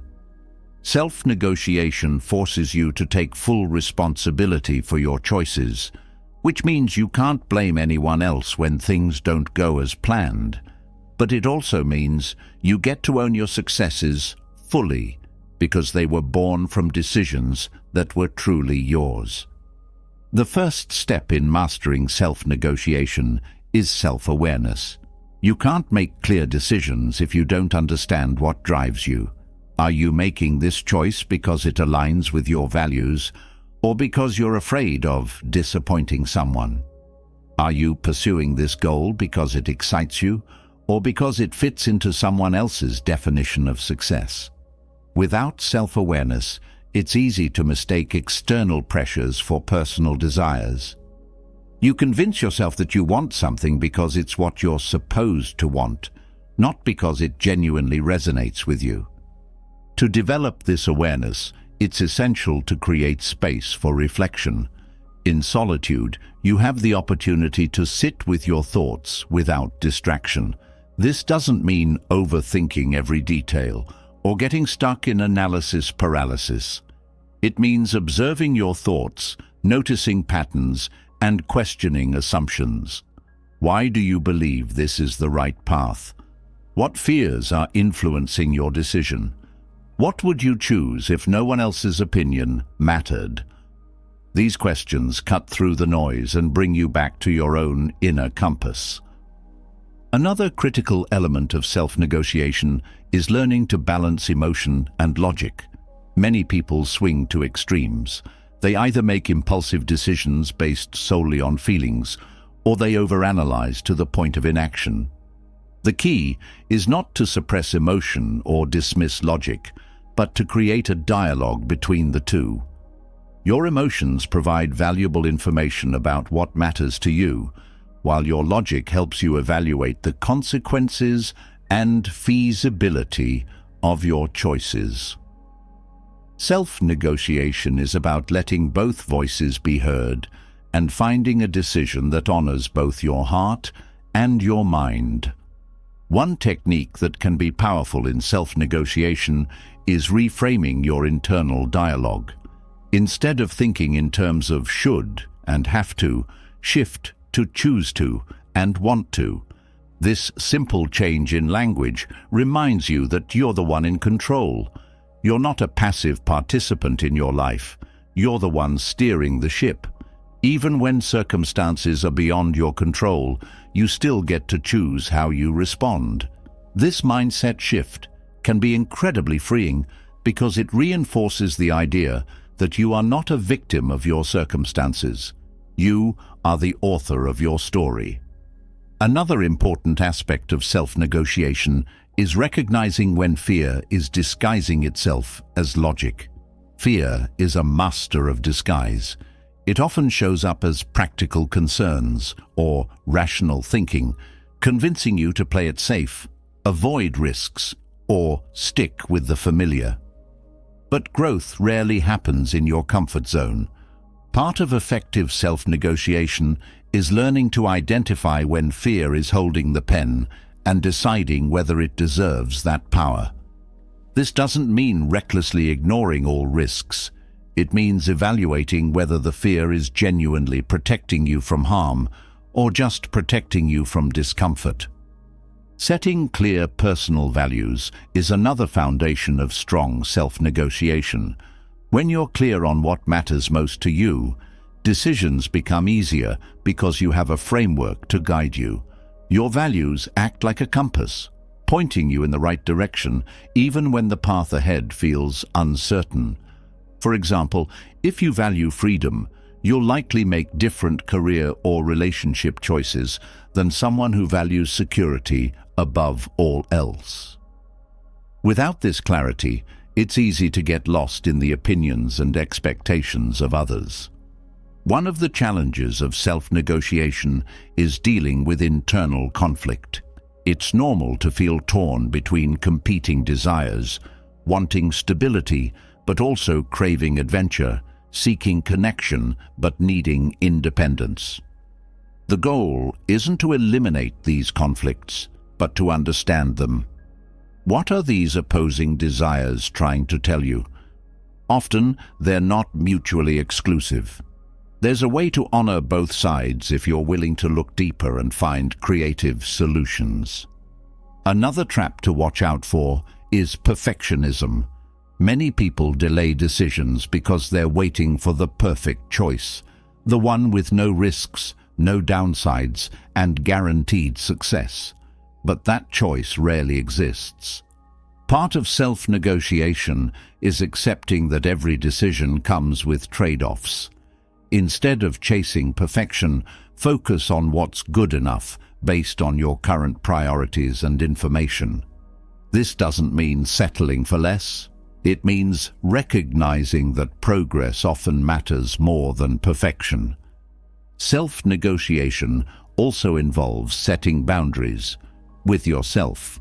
It's easy to fall into habits that undermine your goals because you haven't clearly defined what's non-negotiable, whether it's managing your time, maintaining your health, or sticking to personal commitments. Boundaries aren't just about how you interact with others. They're about how you hold yourself accountable. Living alone makes this even more important because there's no external structure forcing discipline. You have to be both the architect and the builder of your life. Another layer of self-negotiation is learning to differentiate between instinct and impulse. Instinct is a deep, often quiet knowing that aligns with your core values and long-term goals. Impulse, on the other hand, is reactive and driven by immediate emotions or external triggers. The challenge is that they can feel similar in the moment. One way to tell the difference is to create space between the urge to act and the action itself. If the feeling fades with time, it was likely an impulse. If it remains steady, even after reflection, it's probably instinct. Decision fatigue is another factor that can cloud self-negotiation. When you're constantly faced with choices, big or small, it can drain your mental energy and lead to poor decisions. One strategy to combat this is to simplify your life wherever possible. Create routines for the mundane stuff so you can conserve your decision-making power for what really matters. This isn't about rigid discipline, but about being strategic with your mental resources. Self-negotiation also means being honest about your motivations. Sometimes we convince ourselves that we're making a decision for one reason when the real motivation is something we'd rather not admit. Fear of failure, desire for approval, or avoidance of discomfort. Radical honesty with yourself can be uncomfortable, but it's essential for making choices that truly align with who you are. It's also important to recognize that self-negotiation isn't a one-time event. Life is dynamic, and your needs, goals, and values will evolve over time. What was the right decision a year ago might not be the right decision now. Regular self-check-ins help ensure that you're not living on autopilot, following old scripts that no longer serve you. This process doesn't have to be formal. It can be as simple as asking yourself, is this still working for me? Or, does this still feel true? One of the most powerful outcomes of mastering self-negotiation is the confidence it builds. Every time you make a decision that's aligned with your values, every time you choose growth over comfort, you reinforce your belief in your own ability to lead your life. This self-trust becomes a kind of quiet strength, one that doesn't need to shout to be felt. It's there in the way you carry yourself, the boundaries you set, and the life you build. Ultimately, self-negotiation is an ongoing conversation, a dialogue between who you are, who you've been, and who you're becoming. It's not about always having the right answers, but about being willing to ask the right questions. It's about recognizing that the person you need to convince, the person you need to show up for, and the person you need to be honest with is always yourself. And when you master this art, you realize that external influences lose their grip, not because the world changes, but because you've changed. You've become someone who doesn't just navigate life, you create it, one authentic decision at a time. When you master the art of self-negotiation, you realize that the decisions you make aren't just about external outcomes. They shape the inner world you live in every day. The clarity you gain from these honest conversations with yourself reveals something deeper. The quality of your relationship with yourself determines how you experience being alone. This leads us to a question that many people struggle with, often without realizing it. What's the real difference between loneliness and solitude? They might seem similar on the surface, but through the lens of Stoic philosophy, they are worlds apart. At first glance, both loneliness and solitude involve physical separation from others, but their emotional landscapes couldn't be more different. Loneliness is a feeling of absence, a sense of missing something or someone. It's like an empty room filled with echoes of what's not there. Solitude, on the other hand, is a state of presence, not the presence of others, but the full presence of yourself. It's a space where you are whole, not because you're surrounded by people, but because you're anchored in your own company. The Stoics believed that true freedom comes from within, which means your sense of fulfillment isn't dependent on external circumstances, including whether you're alone or with others. Loneliness happens when you feel disconnected, not just from people, but from yourself. It's the gap between how things are and how you think they should be. You're physically alone, but mentally you're somewhere else, longing for something beyond the present moment. Solitude, however, is the opposite. It's when you're fully engaged with the present, content with your own thoughts, and not seeking anything outside yourself to feel complete. One of the reasons loneliness feels so heavy is because it often carries an underlying story, a belief that being alone means something is wrong. Society reinforces this idea constantly. We're taught that connection is the ultimate goal, that relationships define our worth, and that solitude is something to be avoided or filled as quickly as possible. But the Stoics challenged this narrative. They saw solitude as a powerful space for growth, reflection, and self-mastery. To them, being alone isn't a problem to solve. It's an opportunity to deepen your relationship with yourself. This doesn't mean the Stoics dismissed human connection. Relationships matter, but they believed that your peace should never be at the mercy of someone else's presence or absence. If your happiness crumbles the moment you're alone, it's a sign that you've outsourced your sense of self to external things, relationships, social approval, distractions. The goal isn't to avoid relationships, but to engage with them from a place of wholeness, not dependency. Understanding this difference starts with recognizing that loneliness is an emotional reaction, while solitude is a chosen mindset. You can feel lonely in a crowded room if you're disconnected from yourself. Conversely, you can feel deeply connected and fulfilled while sitting alone in silence. The key is where your focus lies. Loneliness fixates on what's missing. Solitude appreciates what's present. One of the reasons solitude can be so powerful is because it strips away distractions. In the noise of daily life, it's easy to lose sight of your own thoughts and feelings.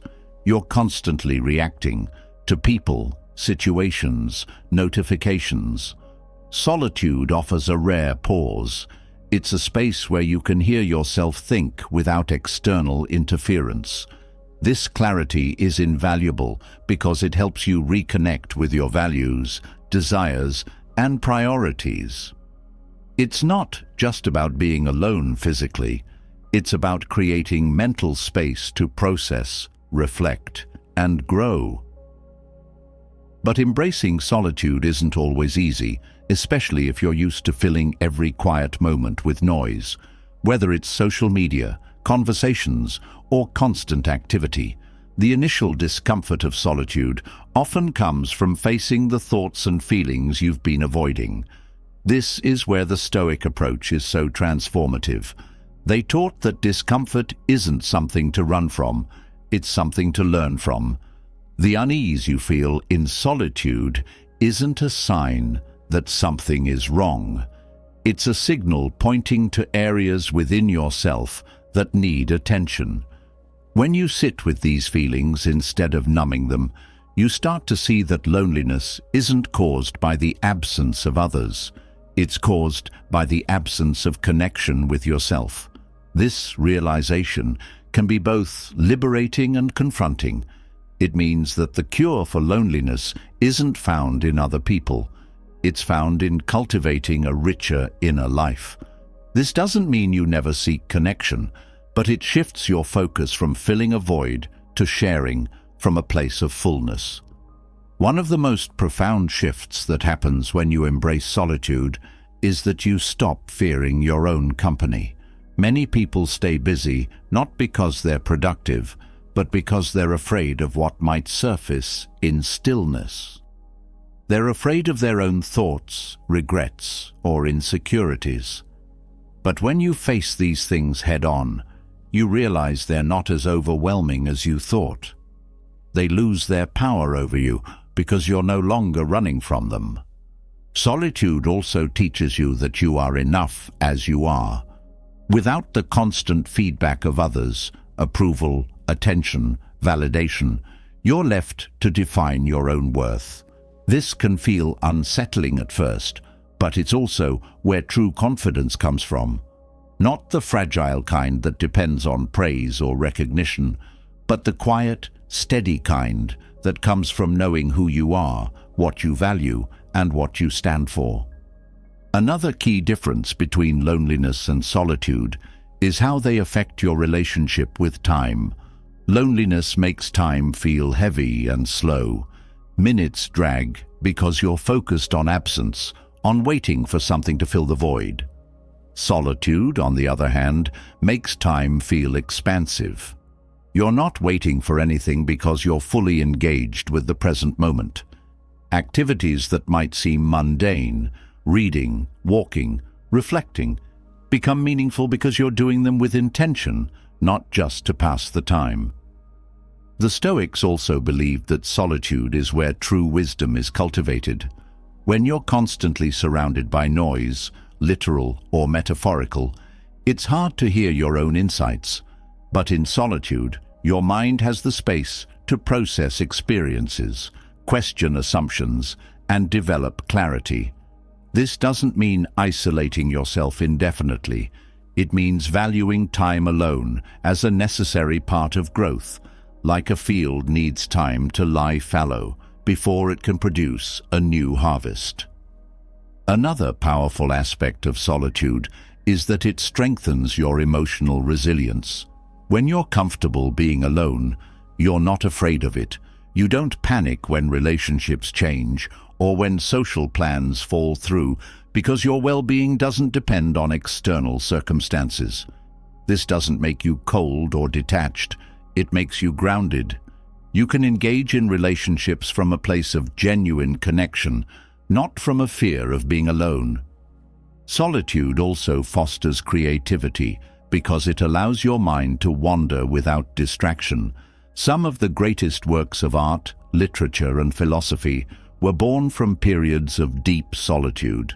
This isn't just about having time to focus, it's about creating mental space where new ideas can emerge.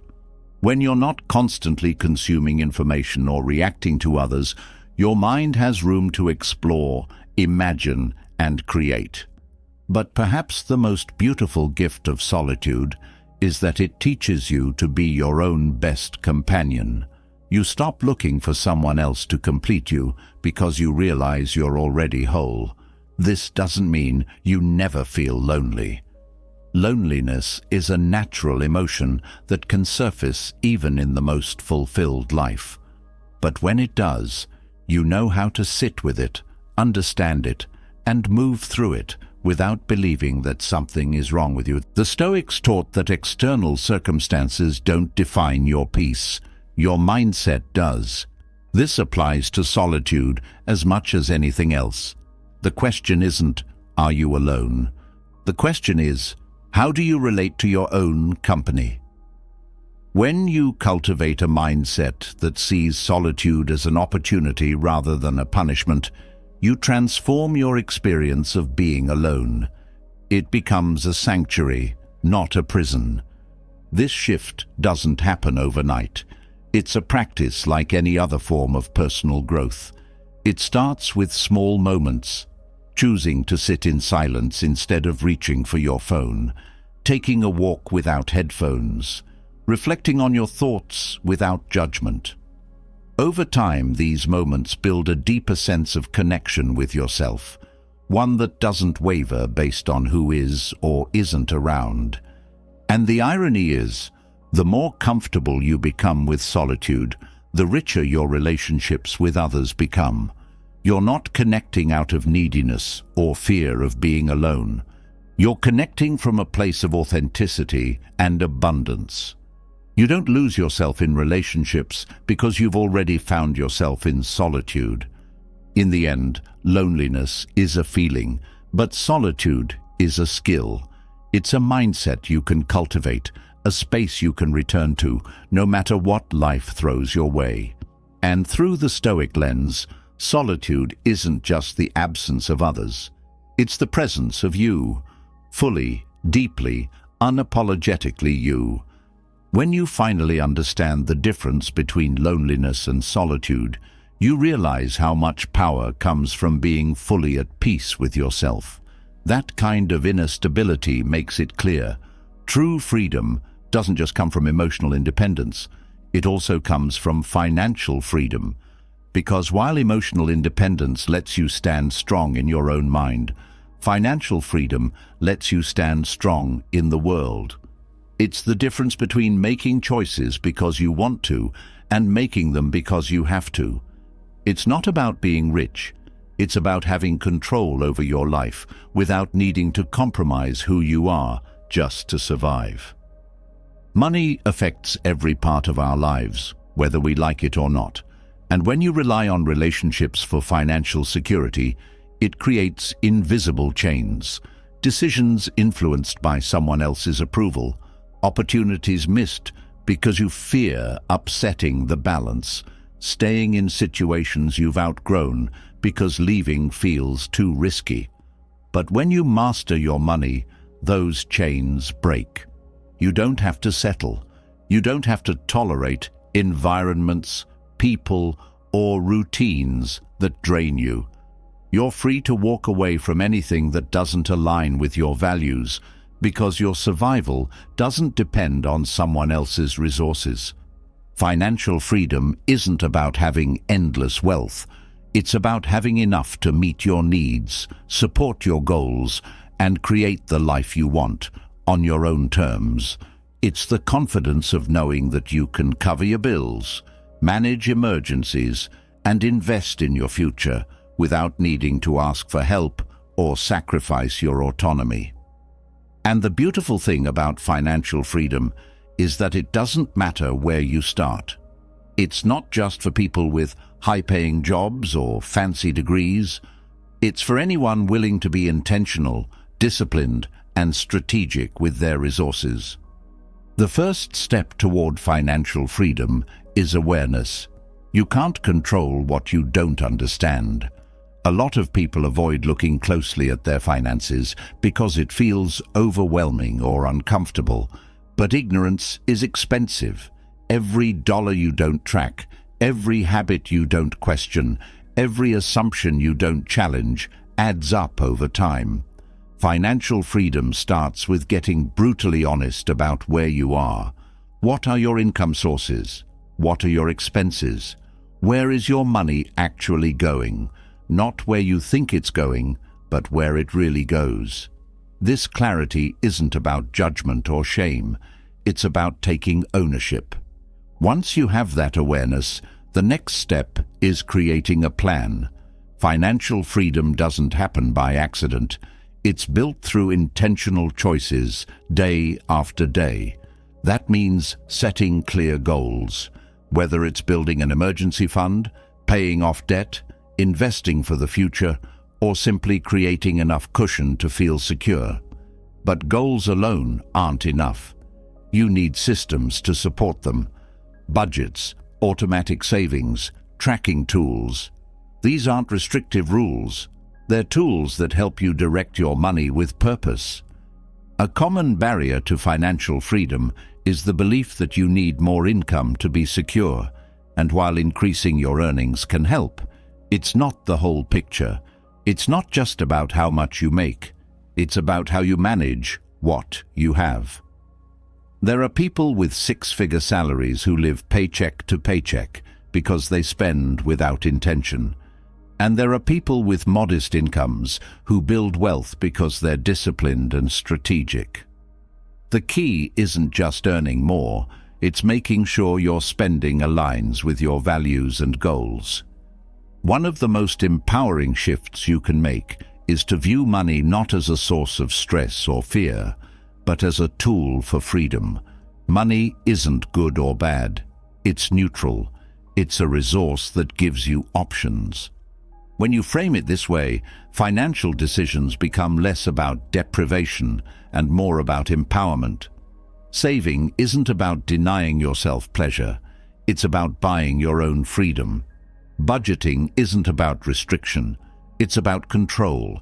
Deciding where your money goes instead of wondering where it went. Living alone can accelerate your path to financial freedom because it forces you to take full responsibility for your resources.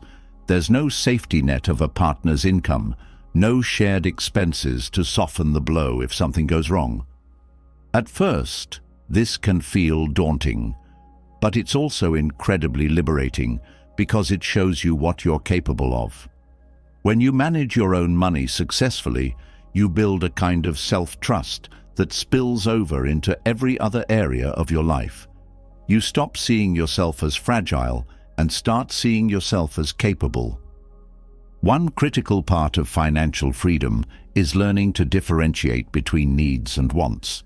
This sounds simple, but in a world designed to convince you that you need more stuff, more experiences, more status, it's easy to lose sight of what truly matters. Financial freedom isn't about depriving yourself, it's about clarity. When you know the difference between what you truly need to thrive and what's just noise, you spend less out of impulse and more out of intention. This doesn't mean you never treat yourself. It means those treats are choices, not coping mechanisms. Debt is one of the biggest obstacles to financial freedom because it creates the illusion of control while quietly limiting your options. Not all debt is inherently bad. Some can be strategic, like a mortgage or an investment in education, but any debt that consumes more of your future than it gives back in value deserves scrutiny. The goal isn't just to get rid of debt, but to shift from being someone who borrows from the future to someone who invests in it. Every dollar of debt you eliminate is a dollar of future income you get to keep. Another key to financial freedom is building an emergency fund. Life is unpredictable. Cars break down, jobs change, health issues arise. When you don't have a financial buffer, every unexpected event becomes a crisis. But when you have savings set aside, those same events are just inconveniences. An emergency fund isn't just about money, it's about peace of mind. It's knowing that you can handle life's surprises without scrambling or compromising your values. Financial freedom also requires setting boundaries, not just with others, but with yourself. It's easy to sabotage your own goals with justifications like, "I deserve this," or "it's just this once." But freedom isn't found in momentary indulgence. It's found in long-term alignment with what truly matters to you.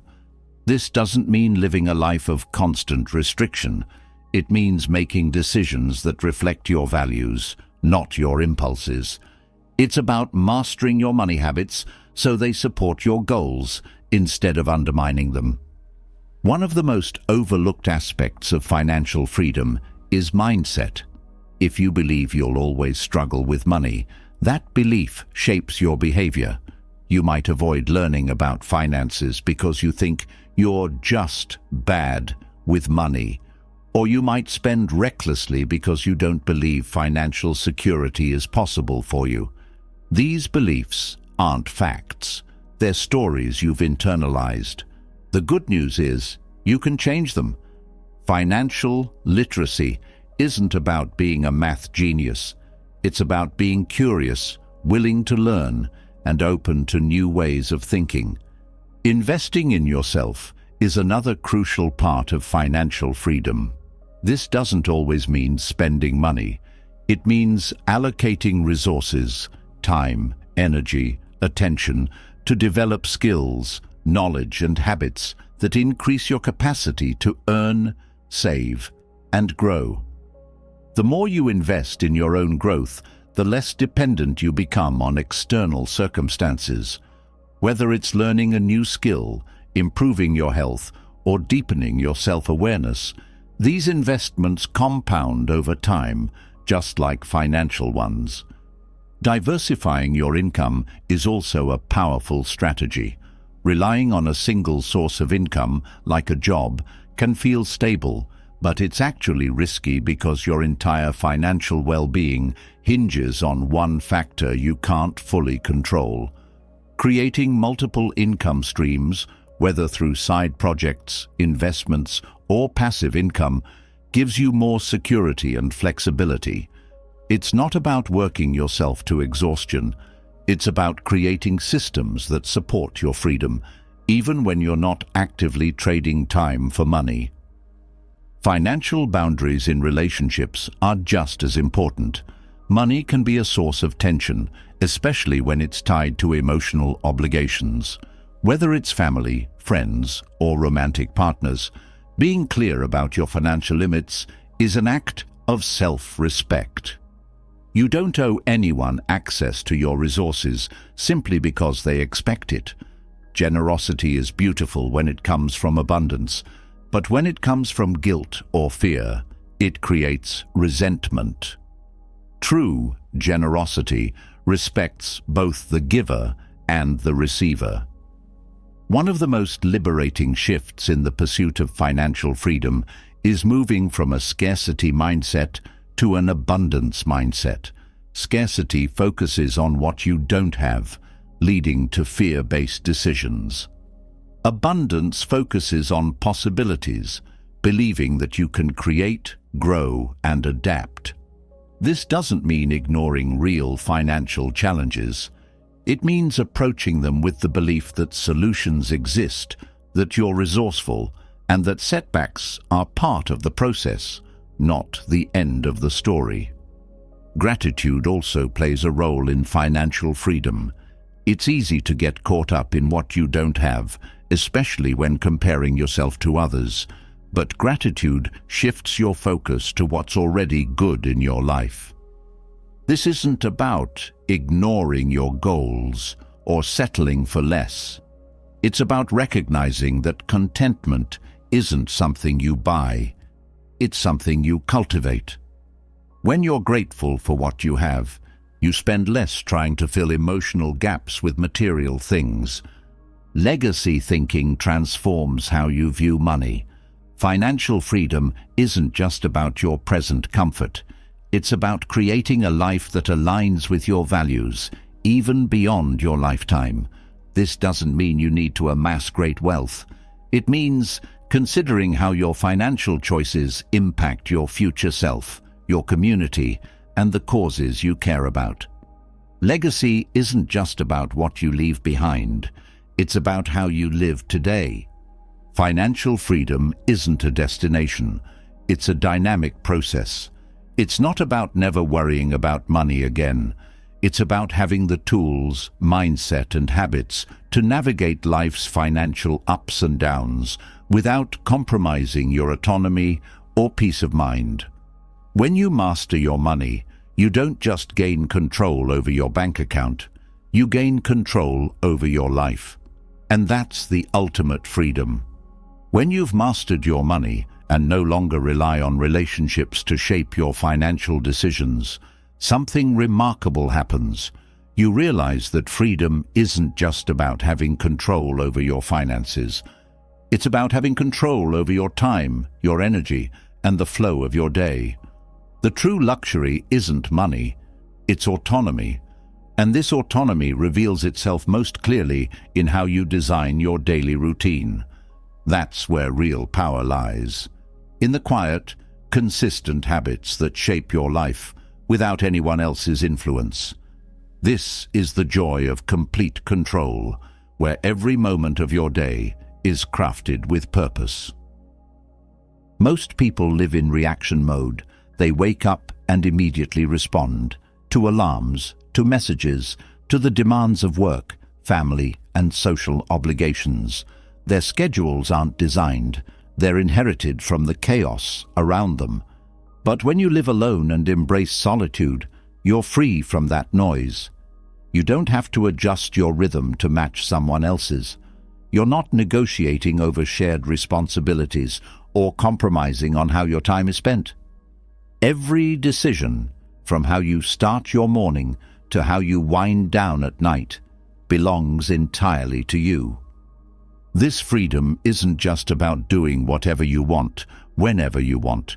It's about being intentional with your time, not letting it slip away unnoticed. Time is the one resource you can never get back, and when you recognize this, Your daily routine becomes more than just a schedule. It becomes a reflection of your values. How you spend your day is how you spend your life. Every small habit, every decision about how you use your time is a brick in the foundation of who you're becoming. The beauty of complete control over your routine is that it allows you to create an environment that supports your growth without distraction. You're not being pulled in different directions by someone else's priorities.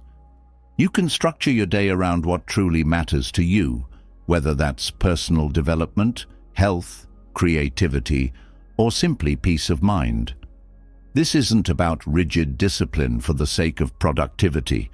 It's about aligning your actions with your intentions so your daily life feels meaningful, not mindless. One of the first steps in designing your routine with purpose is understanding your natural rhythms. Everyone has different energy patterns throughout the day. Some people are sharp and focused in the morning, while others hit their stride in the afternoon or evening.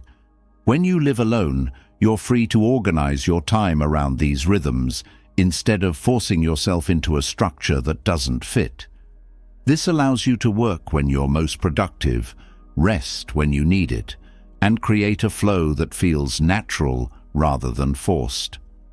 A purposeful routine also helps you eliminate decision fatigue. Every day you're faced with countless choices, and the mental energy required to make them adds up. But when you have a routine, many of these decisions are already made. You don't waste energy deciding what to do next because your day has a rhythm. This frees up mental space for more important decisions and reduces stress because you're not constantly reacting. You're following a path you've intentionally created.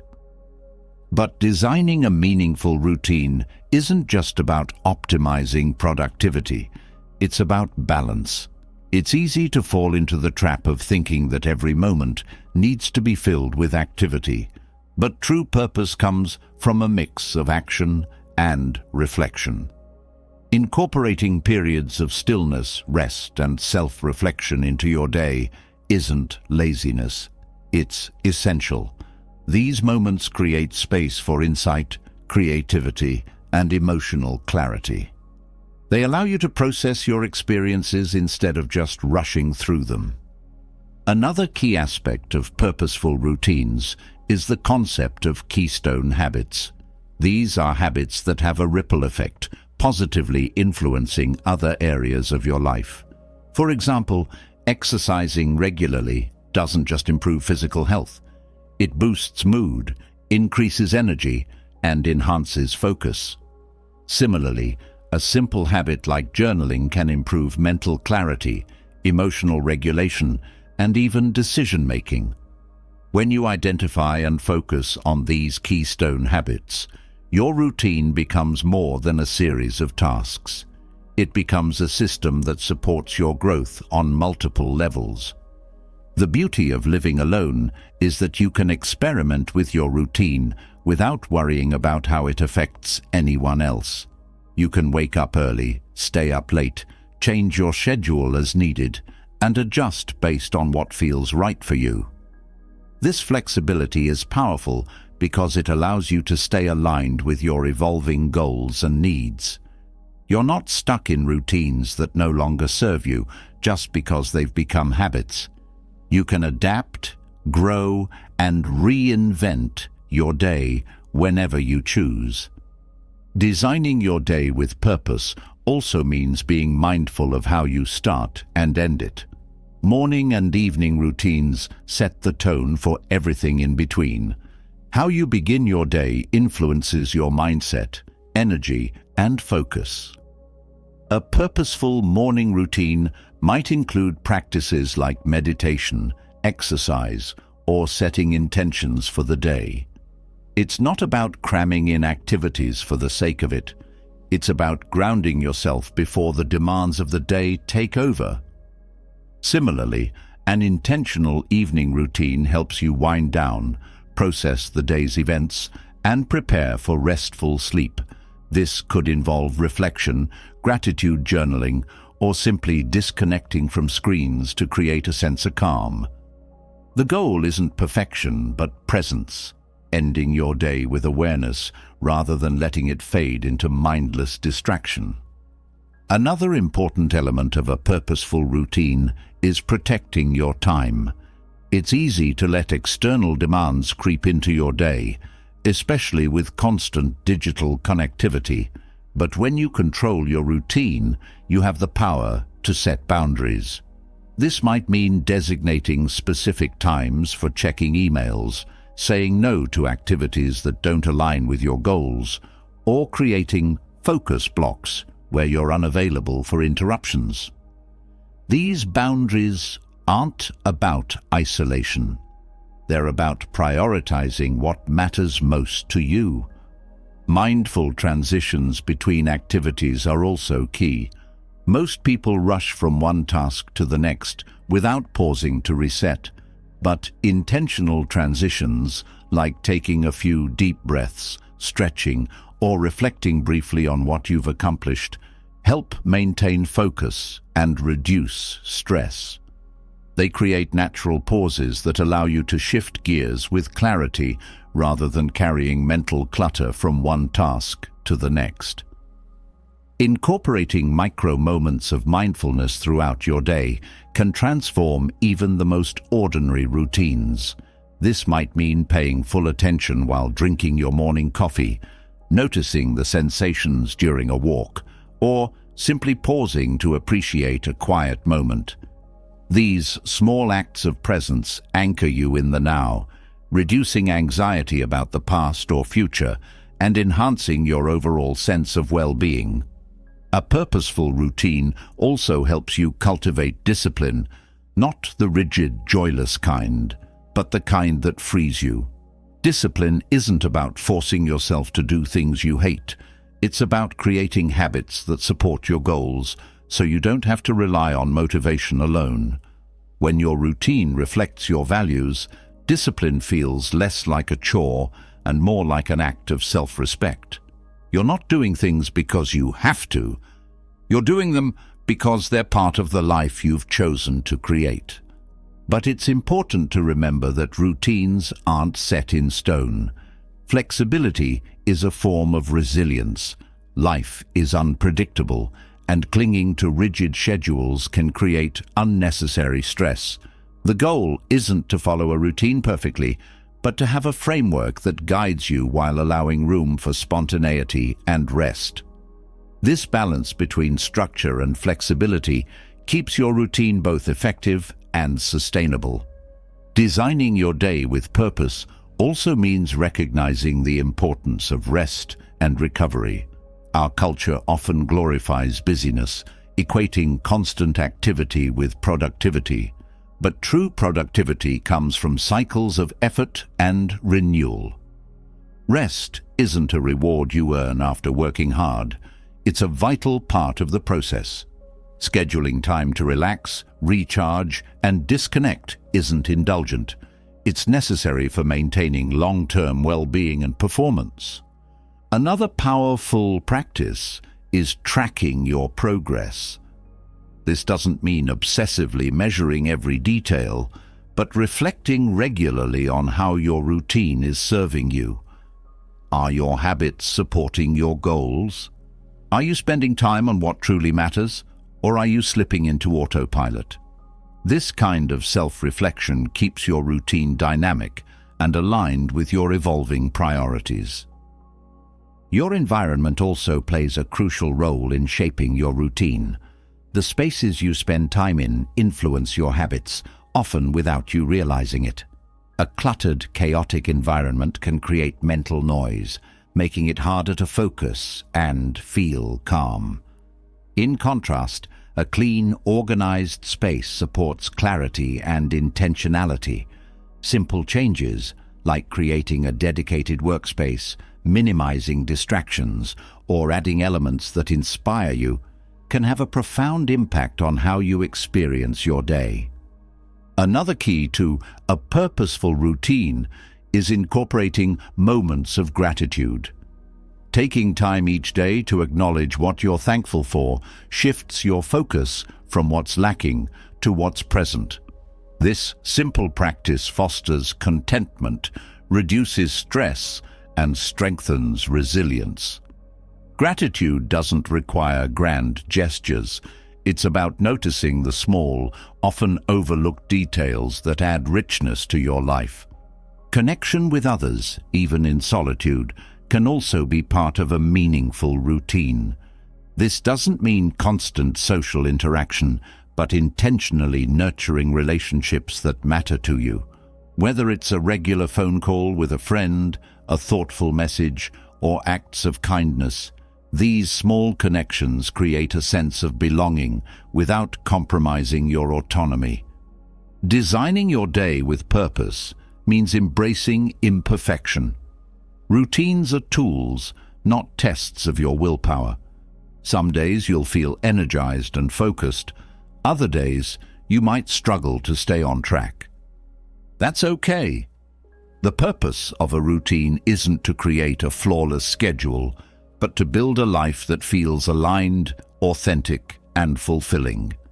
It's about progress, not perfection. In the end, the joy of complete control isn't about rigidly structuring every minute of your day. It's about living with intention, making choices that reflect your values, and creating a life that feels meaningful, moment by moment. When you approach your routine with this mindset, every day becomes an opportunity to shape not just how you spend your time, but who you are becoming. And that's the real power of autonomy. When you've designed your daily routine with purpose, you realize how much power lies in the simple act of choosing how to spend your time. Every habit, every decision becomes a reflection of who you are and who you're becoming. But beyond the structure of routines, there's an even deeper transformation unfolding, one that doesn't rely on schedules or checklists. This is unfiltered growth, the raw, unapologetic evolution that happens when you live alone. It's not polished, it's not curated for anyone else's approval. It's real, it's messy, and it's the most authentic form of personal development you'll ever experience. Living alone strips away the noise. There's no one around to distract you from your own thoughts, no constant feedback loop of opinions shaping how you see yourself. This absence of external influence creates space for something rare in today's world: honest self-reflection. Without the subtle pressure to perform, to fit in, or to meet someone else's expectations, you start to see yourself clearly, not as you've been told you are, but as you truly are. This clarity is the foundation of real growth, because you can't change what you refuse to see. Growth in solitude is unfiltered because it's not designed to impress anyone. There's no audience applauding your progress or criticizing your mistakes. You're free from the performative aspect of self-improvement that often creeps in when you're surrounded by people. This freedom allows you to experiment, to fail, and to learn without the fear of judgment. And in that space, you discover that failure isn't something to avoid. It's an essential part of the process. When you're not afraid to fail, you're more willing to take risks, try new things, and push beyond your comfort zone. One of the most powerful aspects of living alone is that it forces you to take full responsibility for your growth. There's no one else to blame when things don't go as planned, no one to rescue you from your own mistakes. At first, this can feel overwhelming, but over time, it becomes liberating because you realize that if you're responsible for your life, you also have the power to change it. This mindset shift, from seeing life as something that happens to you to something you create, unlocks a level of growth that's impossible when you're constantly relying on others for direction or validation. Solitude also amplifies self-awareness. When you're alone, your patterns, habits, and thought processes become impossible to ignore. You notice how you react to stress, how you handle boredom, and how you talk to yourself when no one's listening.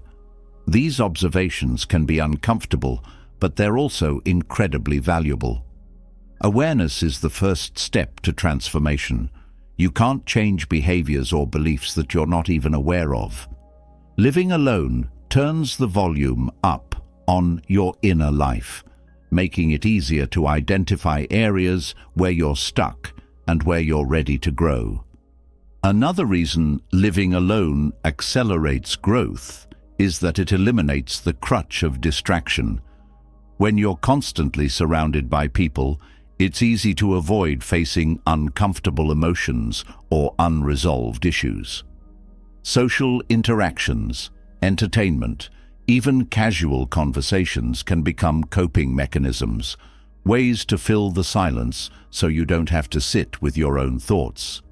But in solitude, there's nowhere to hide. The discomfort forces you to confront what you've been avoiding, whether it's fear, grief, insecurity, or old wounds that need healing. And while this process can be painful, it's also incredibly healing. You can't heal what you refuse to feel. Personal development in solitude is also unfiltered because it's self-directed. There's no one telling you what you should work on, how fast you should progress, or what success should look like. You define your own goals, set your own pace, and determine what growth means for you. This autonomy is powerful because it allows you to grow in ways that are aligned with your values, not someone else's expectations. You're not trying to fit into a mold. You're discovering and refining who you are on your own terms. Living alone also teaches resilience in a way that few other experiences can.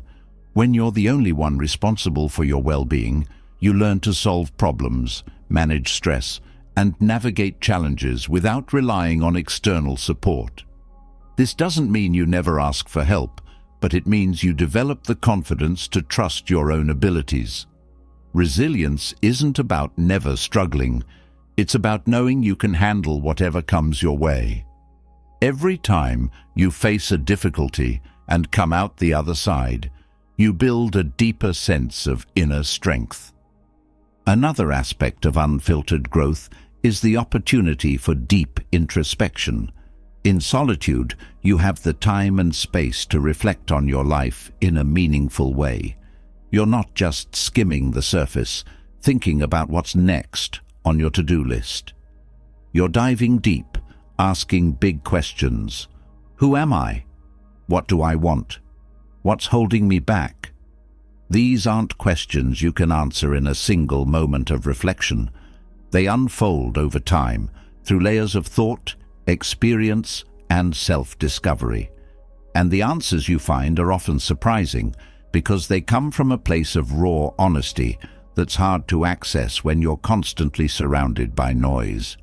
Living alone also fosters creativity.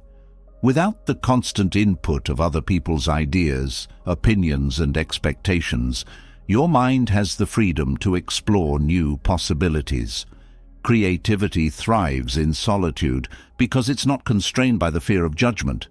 You can try new things, make mistakes, and follow your curiosity wherever it leads. Whether it's writing, art, music, problem-solving, or simply thinking in new ways, solitude gives you the mental space to innovate and create without limits. Another dimension of unfiltered growth is the ability to redefine success. In a world that often measures worth by external achievements, status, wealth, relationships, solitude offers a chance to step back and ask, what does success mean to me? Without the constant comparison to others, you can evaluate your life based on your own values. Maybe success isn't about climbing a career ladder, but about living with integrity. Maybe it's not about accumulating things, but about cultivating inner peace. Solitude helps you strip away societal definitions of success and discover what truly matters to you. One of the most transformative lessons you learn when living alone is that growth isn't always visible. In a culture obsessed with outcomes and productivity, it's easy to overlook the quiet, internal changes that happen beneath the surface. But some of the most profound growth doesn't come from big achievements. It comes from subtle shifts in perspective, deeper self-acceptance, or the ability to sit with discomfort without running from it. These changes might not be flashy, but they're the foundation of lasting transformation. Unfiltered growth also means facing your fears head-on. When you live alone, you can't distract yourself with constant activity or rely on someone else to buffer your anxiety. Fear shows up, whether it's fear of failure, rejection, uncertainty, and you have no choice but to deal with it. But this isn't a bad thing. In fact, it's a gift, because every time you face a fear and move through it, you shrink its power over you. You realize that fear is just a feeling, not a fact, and that you're capable of handling more than you thought. Another key to growth in solitude is the practice of self-compassion. When you're alone, your inner critic can get loud. There's no external voice to counterbalance the harsh self-judgment that can creep in. But over time, you learn that beating yourself up doesn't lead to growth. It leads to paralysis. What fosters growth is treating yourself with kindness, understanding that mistakes are part of the process, and recognizing that imperfection doesn't mean failure. Self-compassion isn't about letting yourself off the hook. It's about creating a supportive environment where growth can flourish. Living alone also forces you to develop emotional intelligence. You become acutely aware of your emotional patterns because there's no one else to project them onto. You can't blame a bad mood on someone else's behavior or distract yourself from uncomfortable feelings with social interaction. This heightened awareness allows you to recognize triggers, understand the roots of your emotions, and develop healthier ways of coping. Over time, you become more emotionally resilient, not because you suppress your feelings, but because you understand and manage them more effectively. Another powerful element of unfiltered growth is the ability to cultivate authenticity. When you're not constantly adapting to fit into social groups or meet others' expectations, you have the freedom to explore who you are without filters. You don't have to perform or pretend. You can be honest about your strengths and weaknesses, your desires and fears, without worrying about judgment. This authenticity isn't just about self-expression. It's about self-acceptance.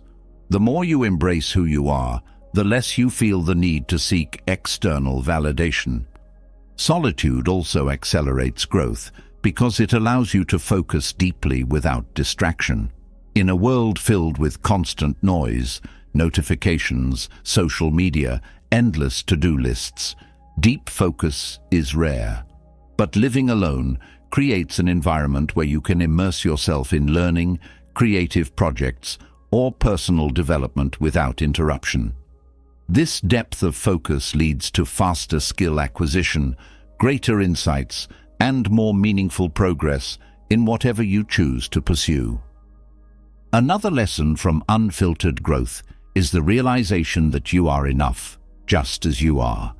When you're not constantly surrounded by external validation, you learn to generate your own sense of worth. You stop seeking approval because you've already given it to yourself.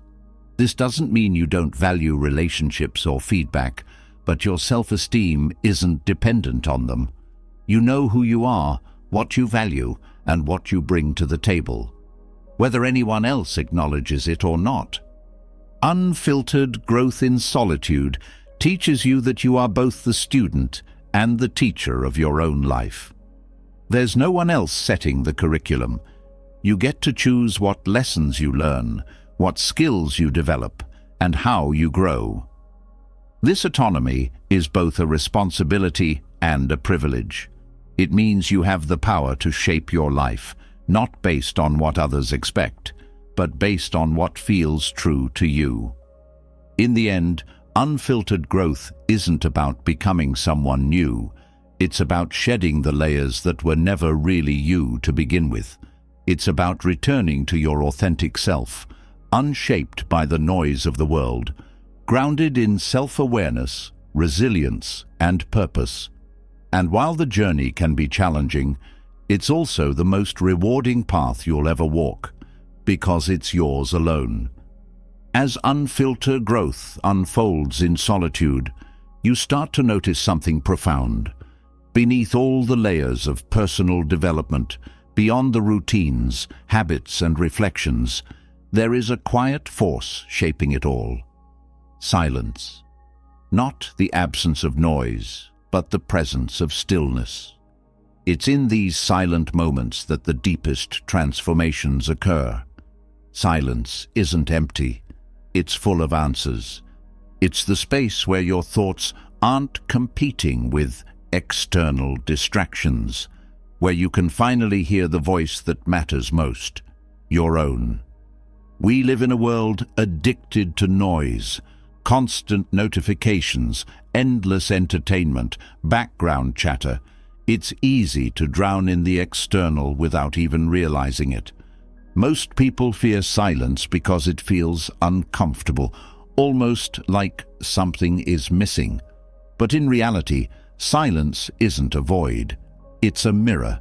It reflects back everything we've been avoiding, our fears, desires, regrets, and truths we're not ready to face. But here's the paradox. What feels uncomfortable at first is exactly where growth begins. When you live alone, silence becomes an unavoidable part of life. There's no one to fill the gaps with casual conversation, no background hum of someone else's presence. At first, it can feel strange, even unsettling. But over time, you realize that silence isn't something to escape from. It's something to lean into. In fact, it's the most honest space you'll ever encounter because it doesn't pretend. It doesn't distract. It simply is. And in that simplicity, it reveals everything you need to know. Listening to your thoughts without distractions isn't just about sitting quietly. It's an active process of paying attention to what's happening inside you. Most people aren't used to this because they've spent years avoiding it. It's easier to scroll through your phone, binge-watch shows, or fill your schedule with busyness than to sit alone with your own mind. But what are you really avoiding? It's not boredom, it's yourself. It's the thoughts that surface when there's nothing left to distract you. Yet, this is where the magic happens. When you allow yourself to sit in silence, without judgment, you start to hear the undercurrent of your life. The fears you've buried, the dreams you've neglected, the beliefs you've carried without questioning. They all rise to the surface, and while this might feel overwhelming at first, it's actually a gift. Because awareness is the first step to transformation. You can't change what you don't acknowledge.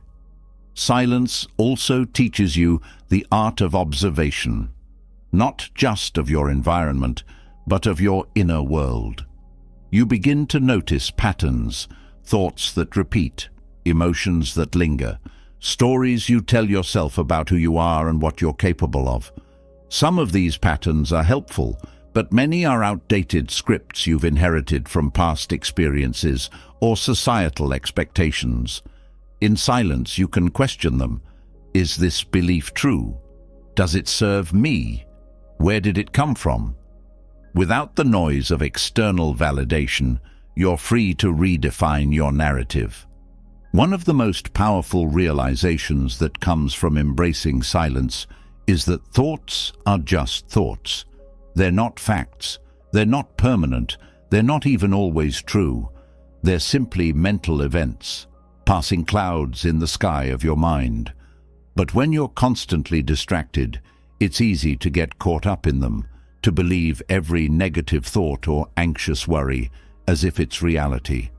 Silence gives you the distance to see them clearly, to observe without attachment, and to choose which thoughts deserve your attention.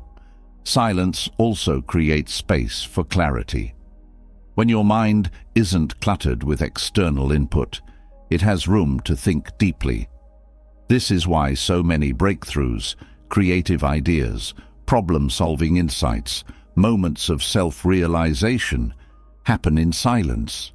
Your brain isn't designed to process information constantly without rest. It needs downtime to connect dots, process emotions, and integrate experiences. Silence isn't wasted time. It's the fertile ground where understanding grows. But silence isn't just about thinking. It's also about feeling. In the absence of distraction, emotions you've suppressed start to surface. This can be uncomfortable, especially if you're not used to sitting with difficult feelings. But emotions are messengers. They're not there to overwhelm you. They're there to teach you. Anger might point to a boundary that's been crossed. Sadness might highlight something you've lost or need to grieve. Fear might signal an area where growth is needed. When you listen instead of suppressing, you gain valuable insights into your emotional landscape. Another lesson silence teaches is the difference between loneliness and solitude. Loneliness is the absence of connection, but solitude is the presence of self. In silence, you discover that you are enough. You don't need constant interaction to feel whole. In fact, the more comfortable you become with your own company, the richer your relationships with others become. Not because you need them to fill a void, but because you genuinely enjoy their presence without losing yourself. Silence also fosters gratitude. When you slow down and remove the noise, you start to notice the small things, the warmth of sunlight, the sound of your breath, the rhythm of your heartbeat. These simple experiences, often overlooked in the rush of daily life, become profound reminders of the beauty that exists in the present moment.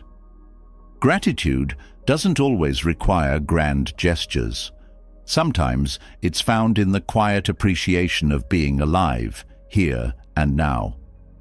Another benefit of silence is that it strengthens your intuition. Intuition isn't some mystical power. It's the ability to understand something instinctively, without the need for conscious reasoning. But you can't hear your intuition if your mind is constantly noisy. In silence, those subtle nudges, gut feelings, and inner knowings become clearer. You start to trust yourself more because you're connected to your own inner guidance system.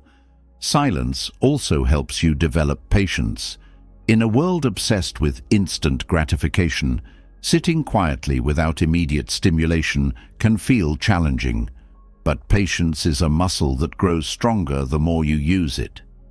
Silence teaches you to be okay with waiting, with not having all the answers right away, with allowing things to unfold in their own time. This patience extends beyond silence into how you handle life's challenges, making you more resilient and less reactive. Another profound aspect of silence is its ability to calm the nervous system. Constant noise, both external and internal, keeps your body in a state of low-level stress. Silence acts as a reset button, activating the parasympathetic nervous system, which promotes relaxation, lowers blood pressure, and reduces anxiety. It's not just a mental practice, it's a physical one. Your body benefits from silence as much as your mind does. Silence also cultivates presence. Without distractions pulling you into the past or future, you're anchored in the now. This presence isn't about achieving some Zen-like state. It's about fully experiencing life as it unfolds. Whether you're drinking tea, walking in nature, or simply breathing, silence helps you connect deeply with the present moment, where life actually happens.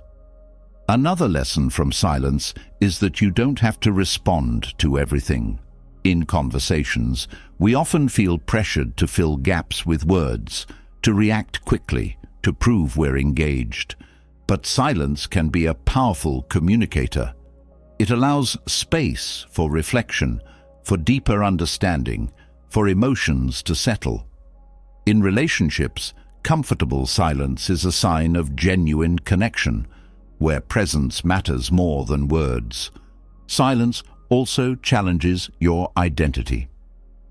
Without external feedback, compliments, criticisms, labels, you're left to define yourself. Who are you when no one's watching? What do you value when there's no one to impress? These are questions that can only be answered in the quiet. And while the answers may evolve over time, the process of asking is transformative in itself. Living alone amplifies this because there's no buffer between you and your inner world. But rather than seeing this as a void to fill, you begin to see it as space to grow. Silence becomes your teacher. It shows you where you're restless, where you're at peace, where you're stuck, and where you're free. It's not always comfortable, but it's always honest. Another gift of silence is that it enhances your appreciation for sound. When you're not constantly surrounded by noise, you become more attuned to the details, the subtle sounds of nature, the texture of music, the cadence of a voice. This heightened awareness enriches your sensory experience, making life feel more vivid and alive. Silence also fosters discipline. It's easy to stay busy, to distract yourself with constant activity. But sitting in silence requires intentional effort. It's a practice of choosing presence over distraction, depth over surface-level stimulation. Over time, this discipline strengthens your focus, clarity, and emotional resilience. In silence, you also learn the art of letting go. Not every thought needs to be entertained. Not every emotion needs to be acted on. Silence teaches you to observe without attachment, to allow thoughts and feelings to arise and pass without clinging to them. This ability to let go reduces mental clutter and creates space for peace. Silence reveals the truth that you are not your thoughts. You are the awareness behind them, the observer, the witness. This realization is both humbling and liberating. It means you're not defined by fleeting emotions or passing worries. You're something deeper, something constant, and in silence, you reconnect with that essence.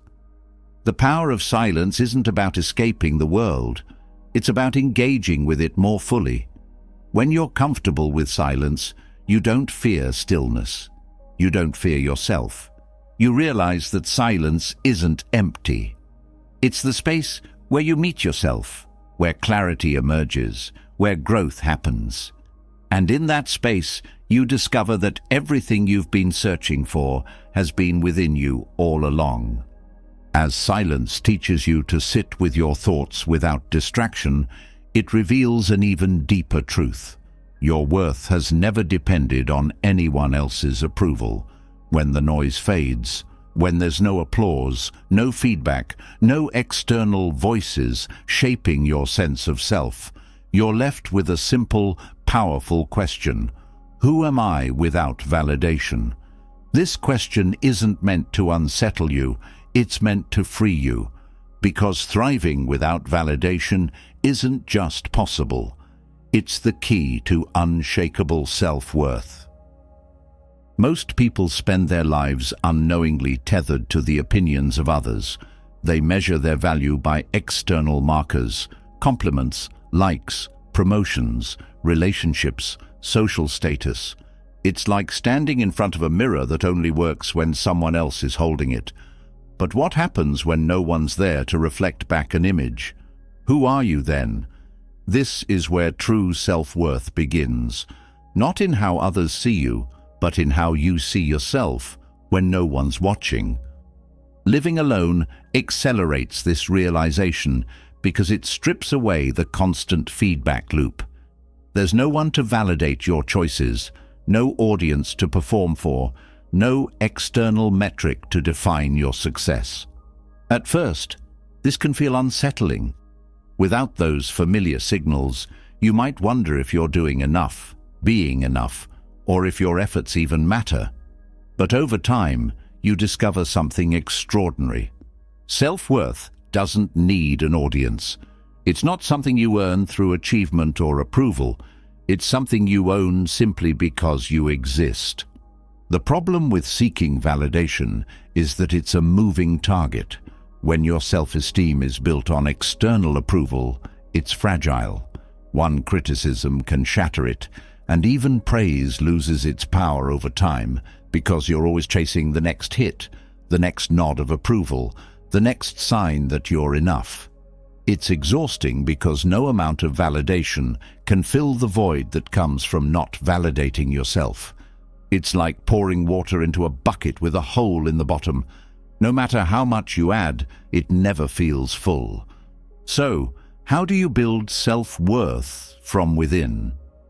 It starts with redefining where your value comes from. Your worth isn't tied to what you do, how you look, or what others think of you. It's inherent. You don't have to earn it. You don't have to prove it. It's already there, like the sky behind the clouds. You might not always see it, but it's never gone.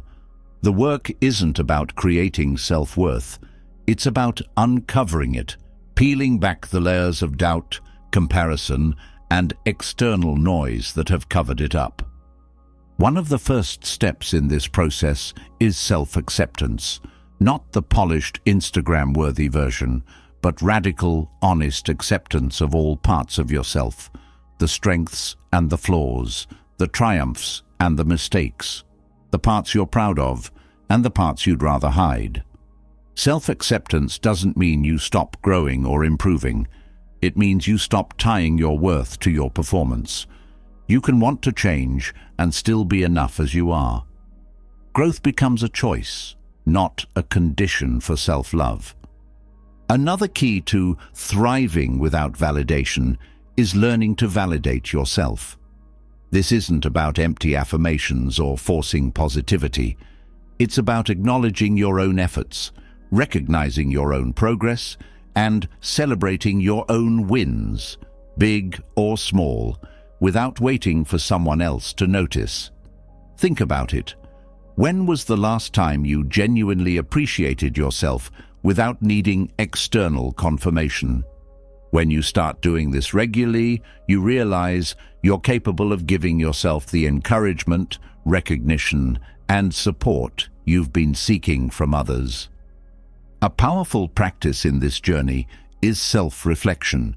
Take time to notice the patterns in your life. When do you feel the strongest urge for validation? Is it after making a difficult decision, finishing a project, or expressing your true feelings? What are you hoping to hear from others in those moments?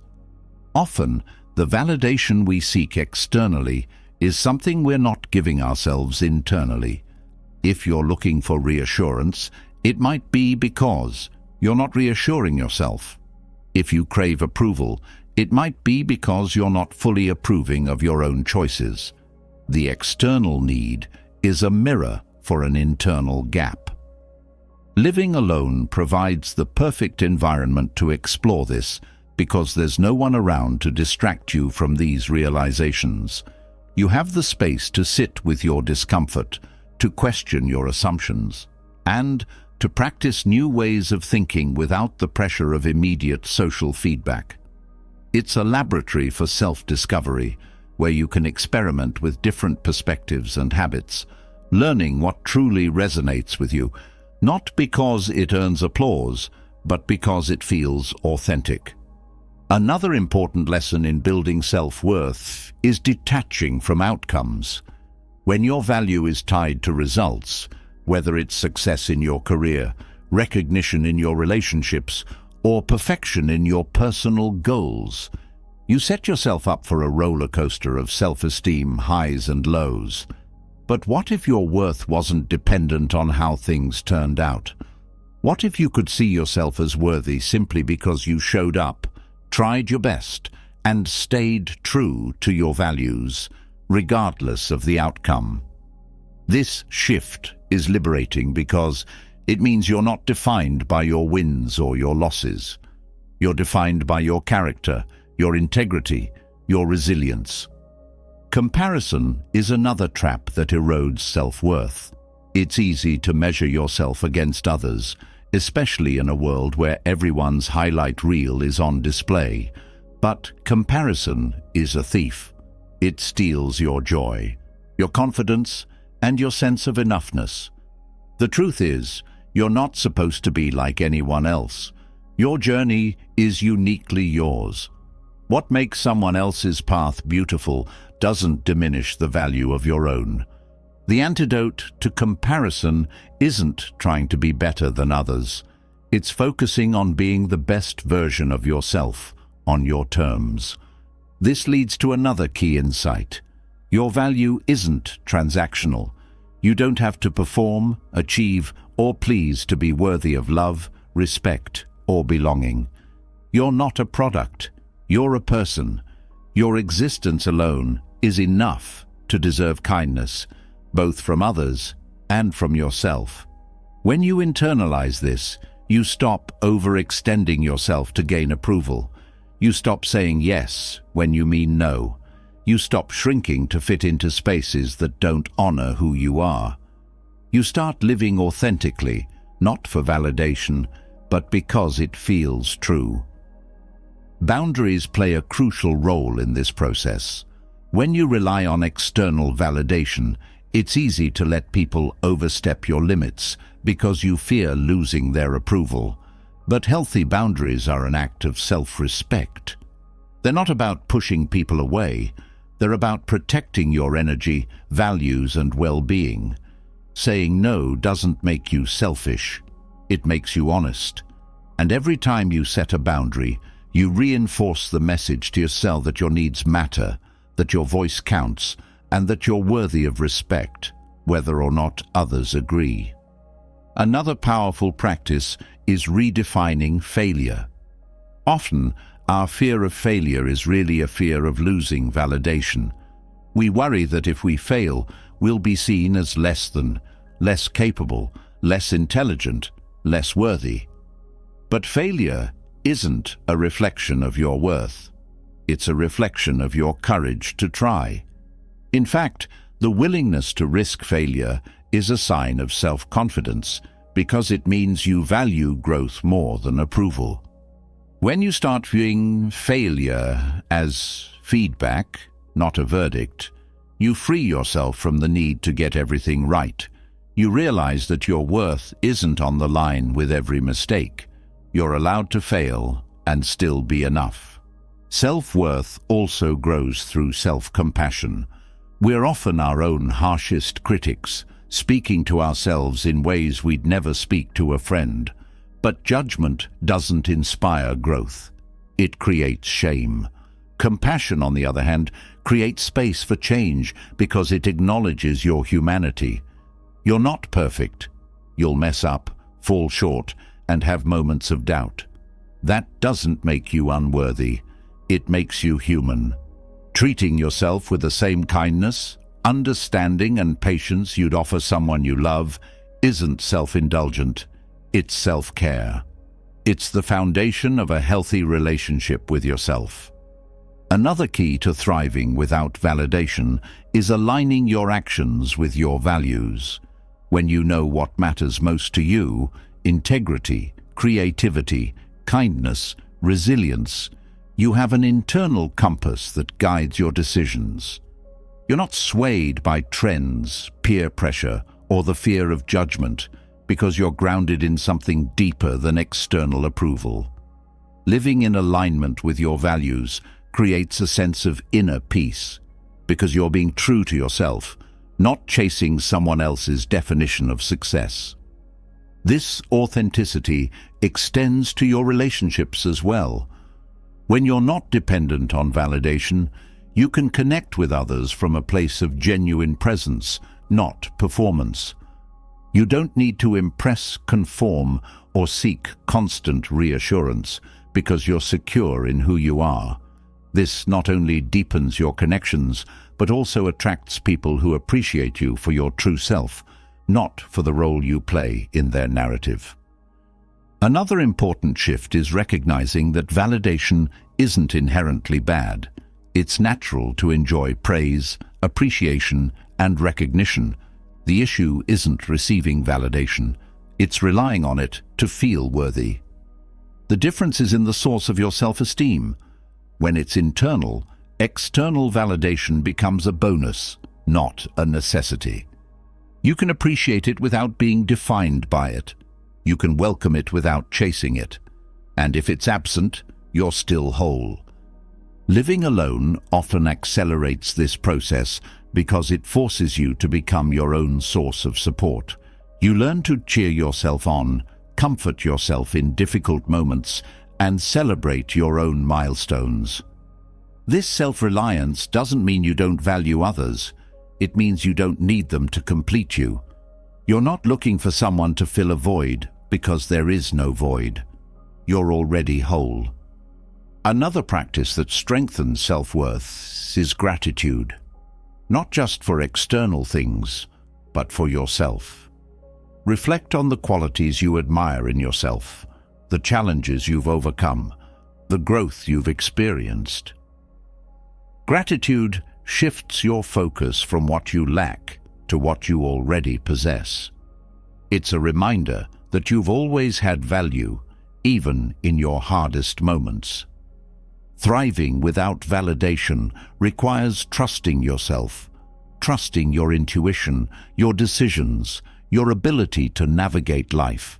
This trust is built through experience, by showing up for yourself consistently, honoring your boundaries, learning from your mistakes, and staying true to your values. It's not about never feeling doubt. It's about knowing that even in doubt, you can rely on yourself. In the end, self-worth isn't something you find outside of yourself. It's not hidden in someone's approval, in accomplishments, or in perfection. It's been with you all along, waiting to be seen, nurtured, and owned. And once you claim it, no one can take it away, because it was never theirs to give in the first place. When you've built self-worth from within, independent of validation, you unlock a level of resilience that isn't easily shaken. But life, in its unpredictable nature, doesn't pause to acknowledge how strong you've become. Challenges still come, unexpected, uninvited, and often relentless.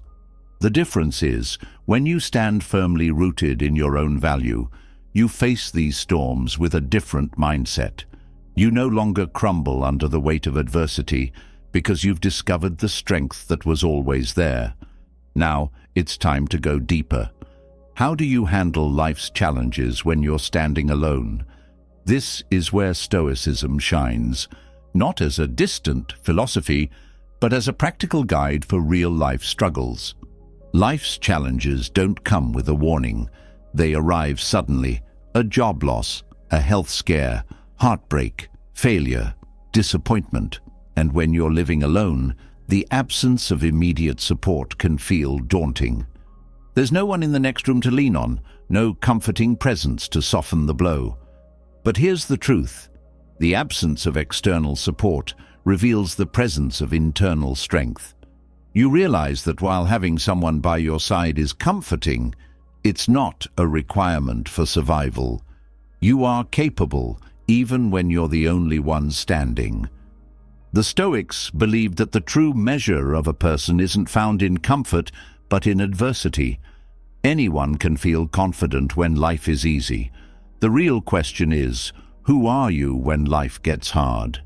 That's when character's tested, not by the challenge itself, but by your response to it. Stoicism doesn't promise to remove the pain of life's difficulties.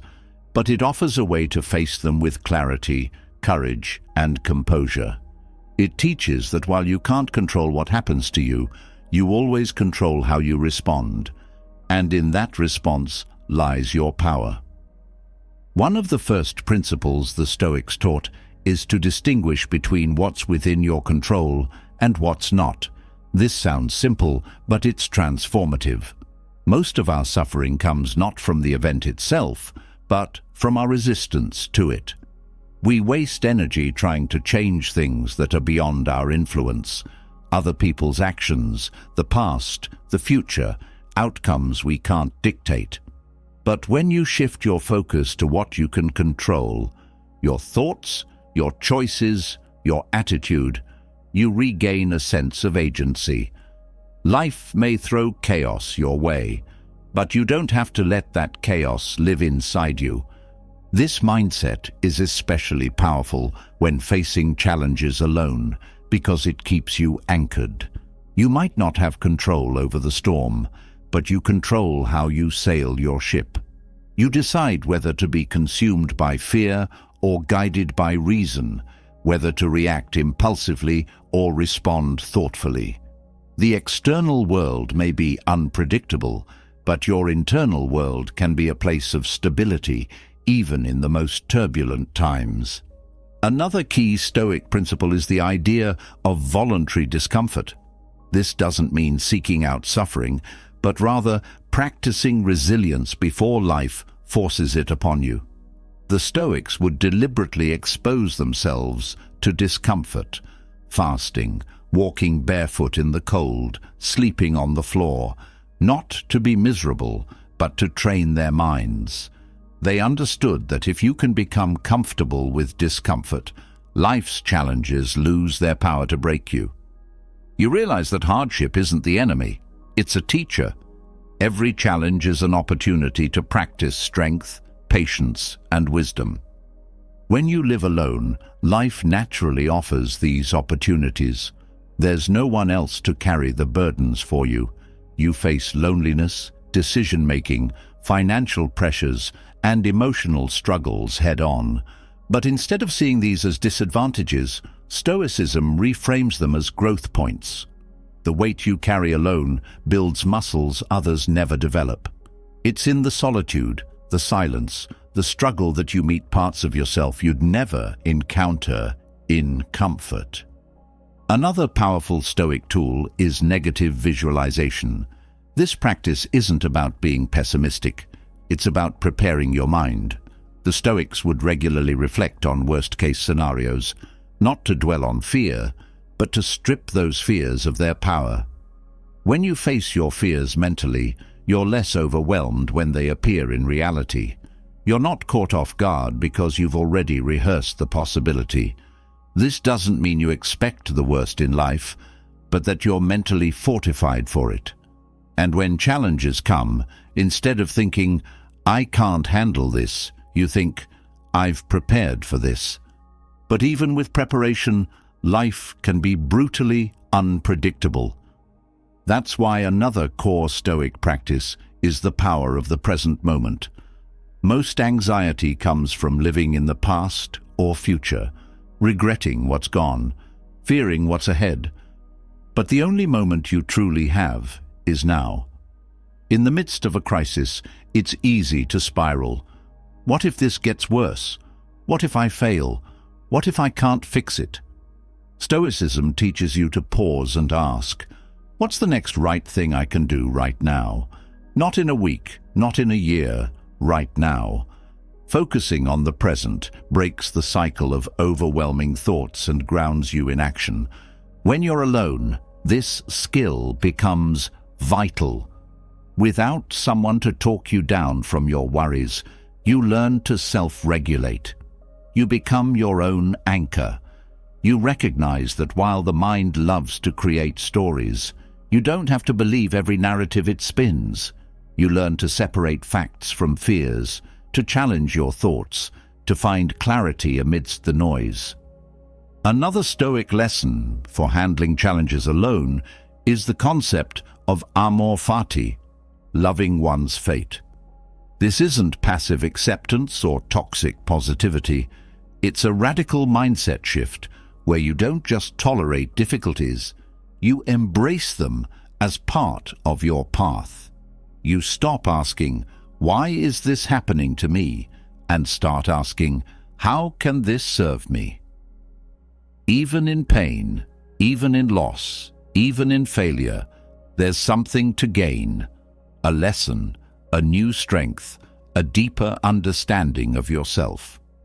This perspective transforms how you experience hardship. Instead of seeing challenges as interruptions to your life, you see them as part of life. You stop waiting for life to be easy to feel at peace. Peace isn't the absence of problems, it's the presence of resilience. And when you live alone, you realize that resilience isn't a rare quality reserved for the strong. It's a skill anyone can develop through practice, reflection, and mindset shifts. Another crucial Stoic practice is journaling. Marcus Aurelius, one of the most powerful men in history, used journaling as a way to process his thoughts, manage stress, and reflect on his principles. Writing isn't just an act of recording events, it's a tool for clarity. When you face challenges alone, your mind can feel like a storm of emotions and conflicting thoughts. Journaling helps you untangle that chaos. It allows you to step back, see patterns, identify what's within your control, and remind yourself of your values. In solitude, this practice becomes even more powerful because your journal becomes a conversation with yourself. It's a space where you can be brutally honest, vulnerable, and reflective without fear of judgment. It's where you hold yourself accountable, not with harshness, but with integrity. Over time, reading your own words becomes evidence of your growth, a record of challenges faced, lessons learned, and strength built. Stoicism also emphasizes the importance of virtues over outcomes.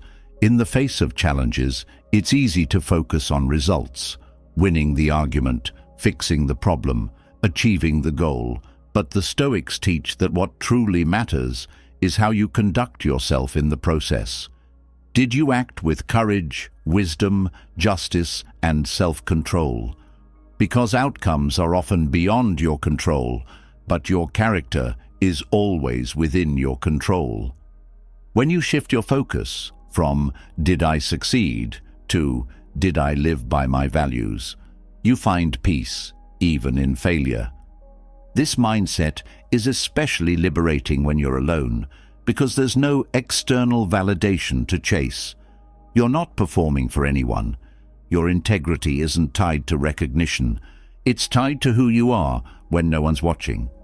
And in those private moments of struggle, when the world isn't applauding or criticizing, you discover the purest form of self-respect, the kind that can't be given or taken by anyone else. Another Stoic principle that helps in solitude is understanding the impermanence of everything. Both pain and pleasure are temporary. No emotion, no situation, no challenge lasts forever. When you're in the middle of a crisis, it feels like it will never end. But it will. Everything changes. Everything passes. This isn't just a comforting thought. It's a truth proven by life itself. When you accept impermanence, you stop resisting change. You ride the waves of life with the understanding that nothing is permanent, which gives you both patience and perspective. Stoicism also teaches the value of preparing your mind daily. Challenges aren't rare events, they're part of life. Waiting to develop resilience until you're in a crisis is like trying to build a lifeboat in the middle of a storm. The Stoics practiced daily reflection, self-discipline, and mental exercises to prepare for life's inevitable difficulties. Whether through meditation, journaling, or setting intentions, these practices strengthen your mental fortitude so that when challenges arise, you're not just reacting, you're responding with clarity and composure. Living alone creates the perfect environment for this kind of mental training. Without constant distractions, you have the space to reflect, to question, to build habits that cultivate resilience. You learn to rely on your own mind as both your sanctuary and your strongest tool. And in this process, you realize that solitude isn't isolation. It's the space where wisdom grows. One of the most profound lessons Stoicism offers is the idea that you are not your circumstances, your job, your relationships, your successes, your failures. They're part of your life, but they're not the essence of who you are. The core of your being, the part that thinks, chooses, and reflects, remains intact no matter what happens around you. This inner core, what the Stoics called the ruling faculty, is where your true power resides. It's the part of you that nothing and no one can take away. When you understand this, you face life's challenges with a different energy. You stop being a passive participant in your own story. You become the author, not just the character. Challenges don't define you. Your fight does. And when you're standing alone, facing life's difficulties without a safety net, you realize you were never without one. That safety net was always within you, woven from your values, your mindset, your resilience. In the end, the Stoic approach to handling life's challenges alone isn't about suppressing emotions or pretending to be unaffected. It's about meeting reality as it is, not as you wish it to be. It's about finding strength, not in the absence of struggle, but in the way you navigate through it. And when you come out the other side, not untouched, but unbroken, you realize that solitude was never your weakness. It was your training ground. When you've mastered the Stoic approach to handling life's challenges alone, something shifts inside you. You begin to see that resilience doesn't just help you survive, it empowers you to live authentically. It strips away the illusions of dependency, revealing the raw, unfiltered truth. You are enough.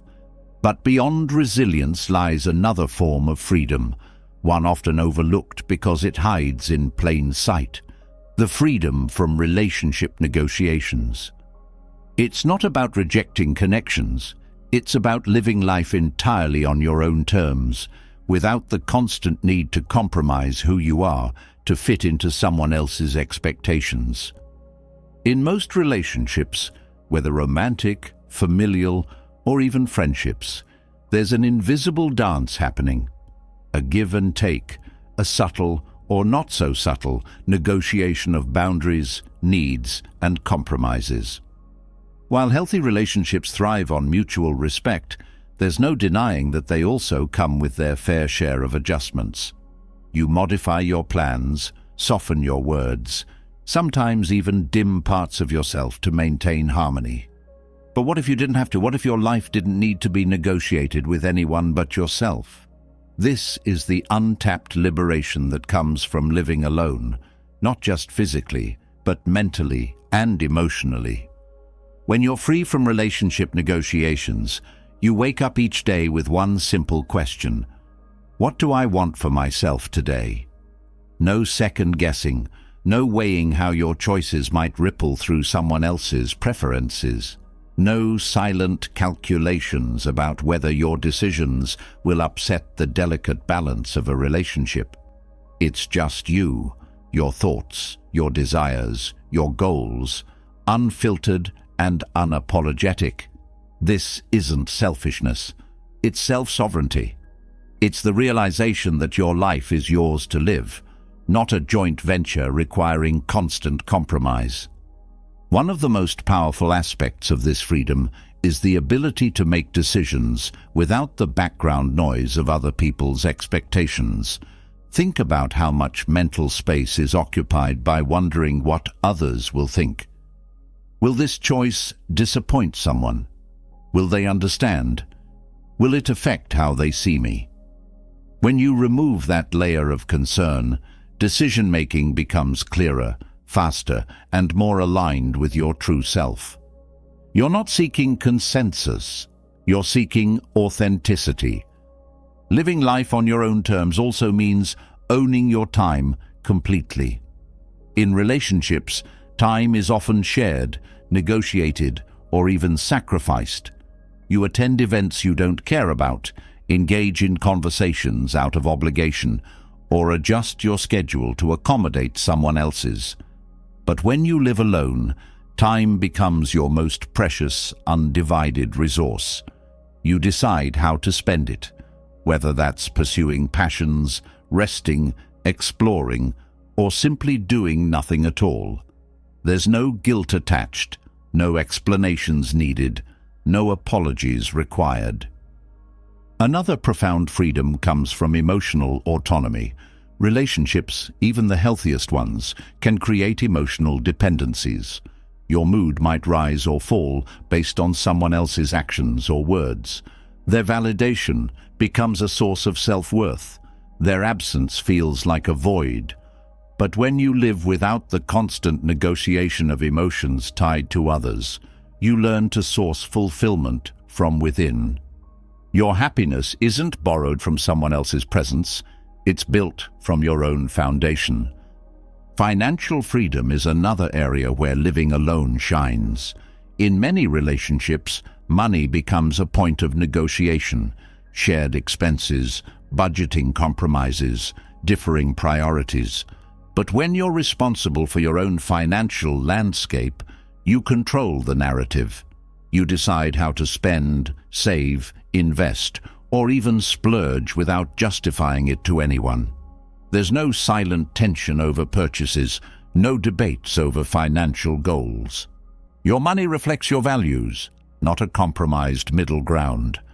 This autonomy extends to your personal environment as well. Your space becomes a reflection of you, without compromise. Every object, every arrangement, every detail is chosen because it resonates with you, not because it had to fit someone else's taste. There's a quiet, profound joy in coming home to a space that feels like an extension of your soul, unaltered by external influences. But perhaps the most underrated freedom is mental clarity. Relationships often come with unspoken expectations and emotional labor that drain mental energy. You replay conversations, overanalyze interactions, anticipate needs, manage conflicts, all of which clutter your mind. When you live life on your own terms, that mental space is reclaimed. Your thoughts are yours to explore without interruption, leading to deeper self-awareness and creativity. Living without relationship negotiations also fosters radical self-honesty. There's no need to wear masks, to play roles, or to say what's expected. You confront your own truths, desires, and flaws without the distortion of someone else's perceptions. This level of self-awareness is both humbling and liberating because it allows for genuine growth. You're not growing to meet someone else's standards. You're evolving for your own sake. Another layer of freedom comes from not having to manage others' emotions. In relationships, there's often an unspoken responsibility to keep the peace, to avoid triggering discomfort, to be the emotional buffer. But when you're alone, you're not walking on eggshells. You're not diluting your words or suppressing your feelings to maintain harmony. This doesn't mean you become careless or insensitive. It means you operate from a place of authenticity rather than appeasement. Living on your own terms also means redefining success. In relationships, success often gets tangled with shared milestones, marriage, family, joint achievements. But when you're not bound by those traditional markers, you create your own metrics. Success becomes personal, not performative. It might look like mastering a skill, achieving inner peace, traveling solo, or simply living a life that feels true to you. There's no external checklist dictating whether you're on track. You're not comparing timelines because you've opted out of the race altogether. Another overlooked freedom is the ability to evolve without negotiation. In relationships, growth can be complicated. What if you outgrow shared interests? What if your personal transformation disrupts the dynamic? But when you live alone, your evolution isn't tethered to someone else's comfort. You're free to change, to shift your beliefs, habits, goals, without asking for permission or worrying about how it will affect another person. Growth becomes fluid, natural, and entirely self-directed. This autonomy also brings peace of mind. There's no underlying anxiety about losing someone's affection, no fear of abandonment, no silent compromises to keep things okay. You're not walking through life on emotional tiptoes. Instead, you stand grounded, knowing that your well-being isn't dependent on maintaining a fragile balance with another person. Peace isn't something you negotiate for, it's something you own. Another powerful aspect of living life on your own terms is freedom from societal expectations. Relationships often come with a script. Meet someone, settle down, follow traditional milestones. But when you choose to live alone, you rewrite that script. You challenge norms not out of rebellion, but out of alignment with your truth. You're not living to meet someone else's timeline or definition of success. Your life becomes a canvas, and you're both the artist and the critic. In this space of autonomy, you also discover the richness of solitude. It's not the absence of connection, it's the presence of self. You learn to enjoy your own company, to find fulfillment in your thoughts, hobbies, and experiences without needing constant companionship. This self-sufficiency isn't about isolation. It's about realizing that you are whole, not a half waiting to be completed. Financially, emotionally, mentally, freedom from relationship negotiations means reclaiming your energy. Relationships often require compromise, and while that's not inherently negative, it's freeing to experience life without it. Your decisions, big or small, are made from a place of personal truth, not influenced by the ripple effects on someone else. But perhaps the most beautiful freedom is the space to dream without limits. In relationships, dreams are often filtered through practicality, shared goals, and mutual sacrifices. But when you live for yourself, your dreams are boundless. You don't have to explain why you want to change careers, move cities, or pursue an unconventional path. Your why is enough because it's yours. This doesn't mean rejecting relationships altogether. It means entering them from a place of wholeness, not dependency. When you're not negotiating your identity, values, or happiness, relationships become a choice, not a need. They're richer, healthier, and more authentic because you're not sacrificing parts of yourself to maintain them. In the end, living life on your own terms isn't about solitude for its own sake. It's about sovereignty, the unapologetic ownership of your time, energy, decisions, and dreams. It's about walking through life with the quiet confidence that you owe no explanations for being exactly who you are. And in that space, you find not just freedom, but fulfillment. When you break free from the constant negotiations of relationships and start living life entirely on your own terms, something profound happens. You begin to notice the quiet strength growing beneath the surface. It's not loud. It doesn't seek attention, but it's there, solid and unshakable. This is emotional resilience, the kind that isn't dependent on external support or validation. And while relationships can offer comfort and companionship, it's solitude that sharpens resilience like nothing else can. Solitude isn't just the absence of people, it's the presence of self. It's the space where you meet your own thoughts without distraction, where you confront your emotions without the buffer of someone else's reassurance. This raw, unfiltered connection with yourself is where resilience is forged, not in the comfort of constant support, but in the quiet battles you fight alone. It's in solitude that you realize your strength isn't something you borrow from others. It's something you discover within. When you're alone, there's no one to absorb the impact of life's challenges for you. You face fear, disappointment, loneliness, and uncertainty head-on. And while this can feel overwhelming at first, it's also liberating. You learn that you can endure. You don't fall apart because someone isn't there to catch you. You build the skills to catch yourself. Over time, this self-reliance becomes a source of deep confidence. You're not afraid of being alone because you've proven again and again that you're enough. One of the reasons solitude strengthens emotional resilience so effectively is because it forces you to sit with your emotions instead of outsourcing them.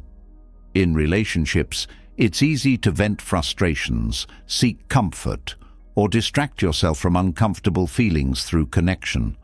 But when you're alone, there's no one to offload your emotions onto.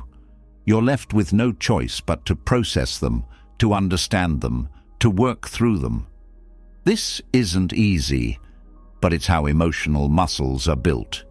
You learn to feel without drowning, to struggle without giving up, to hurt without losing hope. Another key to resilience is the ability to regulate your own emotions. When you live alone, you can't rely on someone else to calm you down after a bad day or lift you up when you're feeling low. You become your own emotional anchor. This might sound isolating, but it's the opposite. It's empowering, because once you know you can soothe your own anxiety, motivate yourself through setbacks, and find peace without external input, you carry that strength into every area of your life. Solitude also creates the perfect environment for self-reflection. In the noise of daily life and relationships, it's easy to lose sight of your inner world. But when you're alone, there's nothing to distract you from yourself. This can be uncomfortable, facing your fears, insecurities, and past mistakes without the distraction of another person.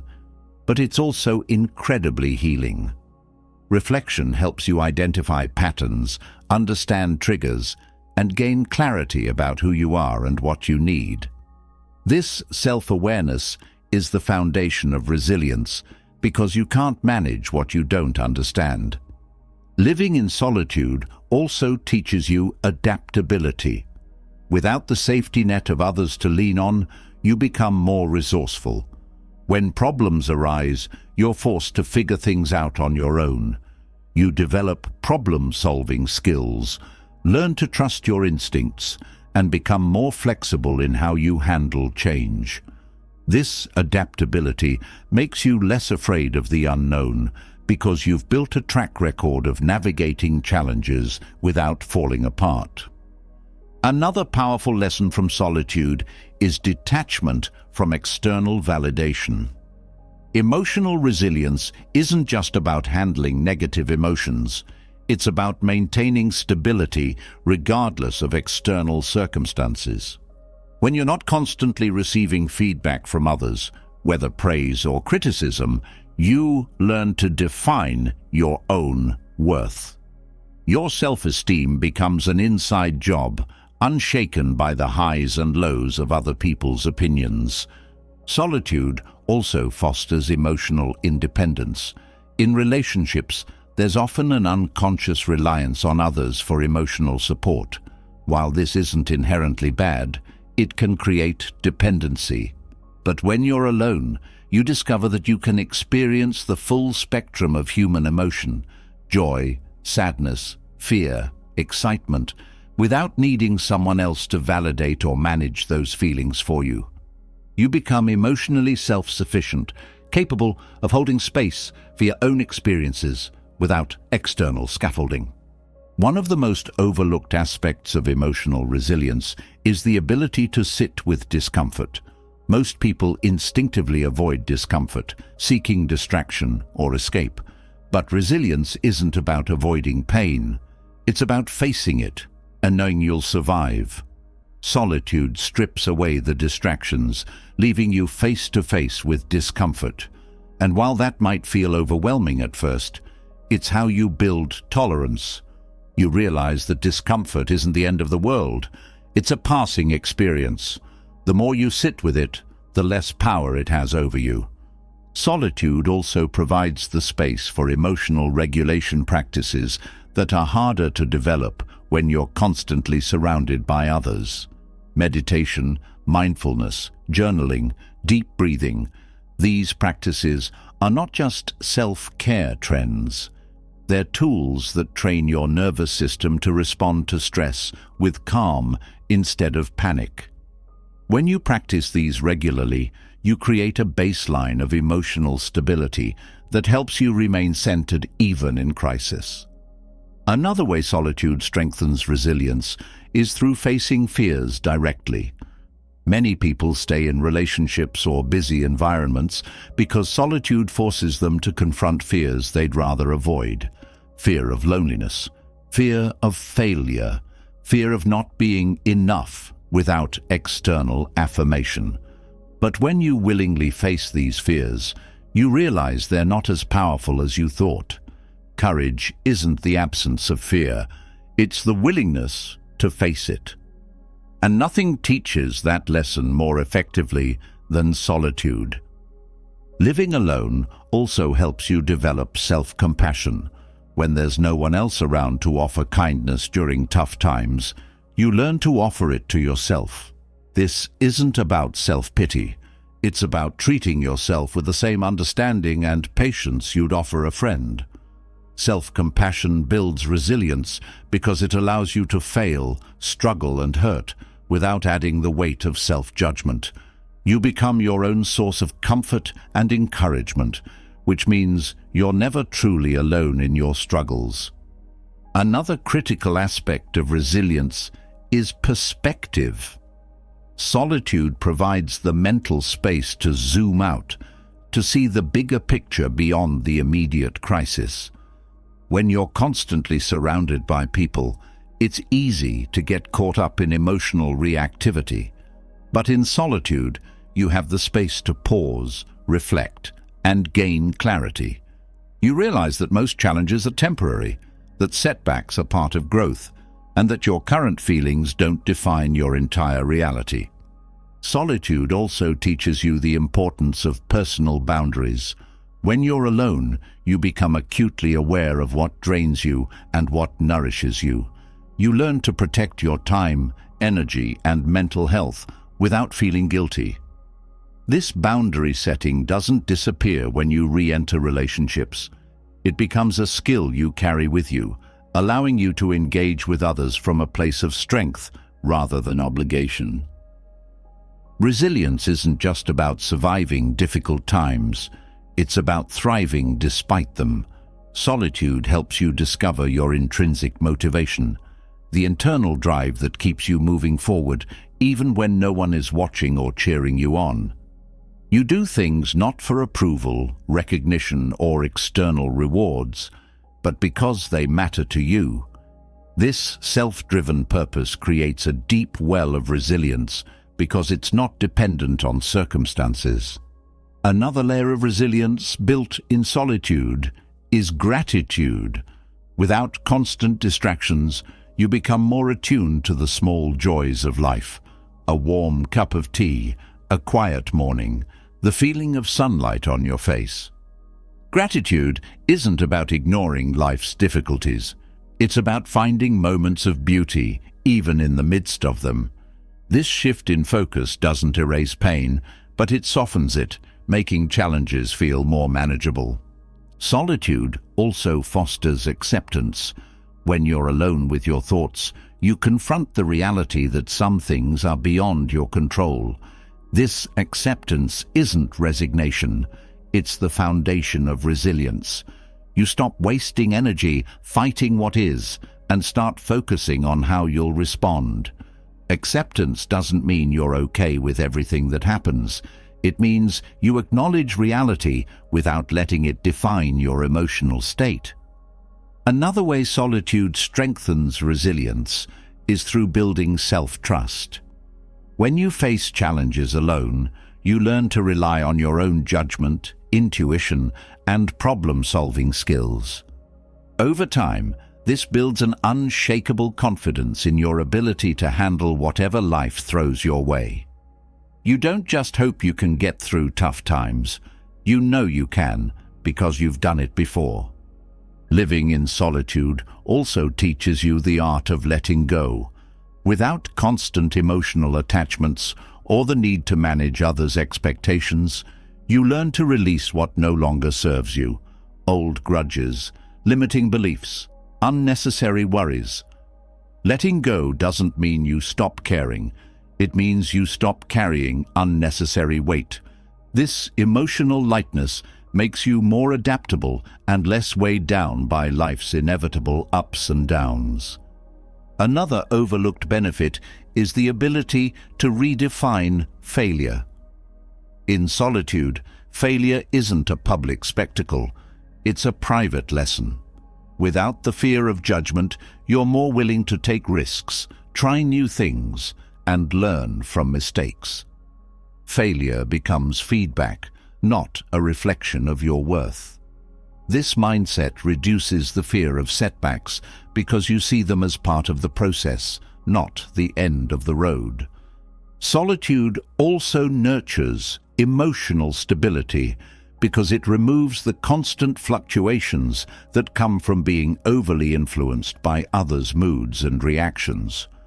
Your emotional baseline isn't tied to the external environment. It's cultivated from within. This stability doesn't mean you never feel strong emotions. It means you're not overwhelmed by them. You experience emotions fully, but recover more quickly because you've built emotional endurance. One of the most profound lessons solitude offers is the realization that you are complete on your own. This isn't about rejecting connection. It's about understanding that your worth, happiness, and resilience aren't dependent on anyone else. Relationships become choices, not crutches. You engage with others from a place of wholeness, not need. Solitude teaches you that resilience isn't about being invulnerable. It's about being adaptable. It's about bending without breaking, feeling without falling apart, struggling without giving up. And while relationships can support resilience, solitude is where it's forged. It's in the quiet moments, the private battles, the unseen victories that your true strength emerges. In the end, solitude isn't a space you survive. It's a space where you thrive. It's where resilience isn't just built, it's revealed. After everything we've explored, one truth stands clear. Living alone isn't a weakness. It's a superpower. It's not about rejecting relationships. It's about embracing the kind of freedom, growth, and resilience that only solitude can offer. When you live alone, you don't compromise your peace for the sake of keeping someone else happy. You don't shrink to fit into someone else's expectations. You expand. You evolve. You become unapologetically you. Solitude isn't the absence of connection. It's the presence of self. It's where you build emotional resilience stronger than any relationship can provide, where your self-worth isn't up for negotiation, and where your peace isn't dependent on anyone's validation. Your space, your rules, your life, fully owned, fully lived. Now I'd love to hear from you. What's the greatest lesson you've learned from solitude? Or maybe you've been thinking about embracing this path but haven't made the leap yet. Drop your thoughts in the comments below. I'd love to read your perspective. And if this resonated with you, if it made you think differently about what it means to be alone, Don't forget to hit that subscribe button and tap the notification bell so you don't miss out on more content like this. Your journey to self-mastery is just getting started.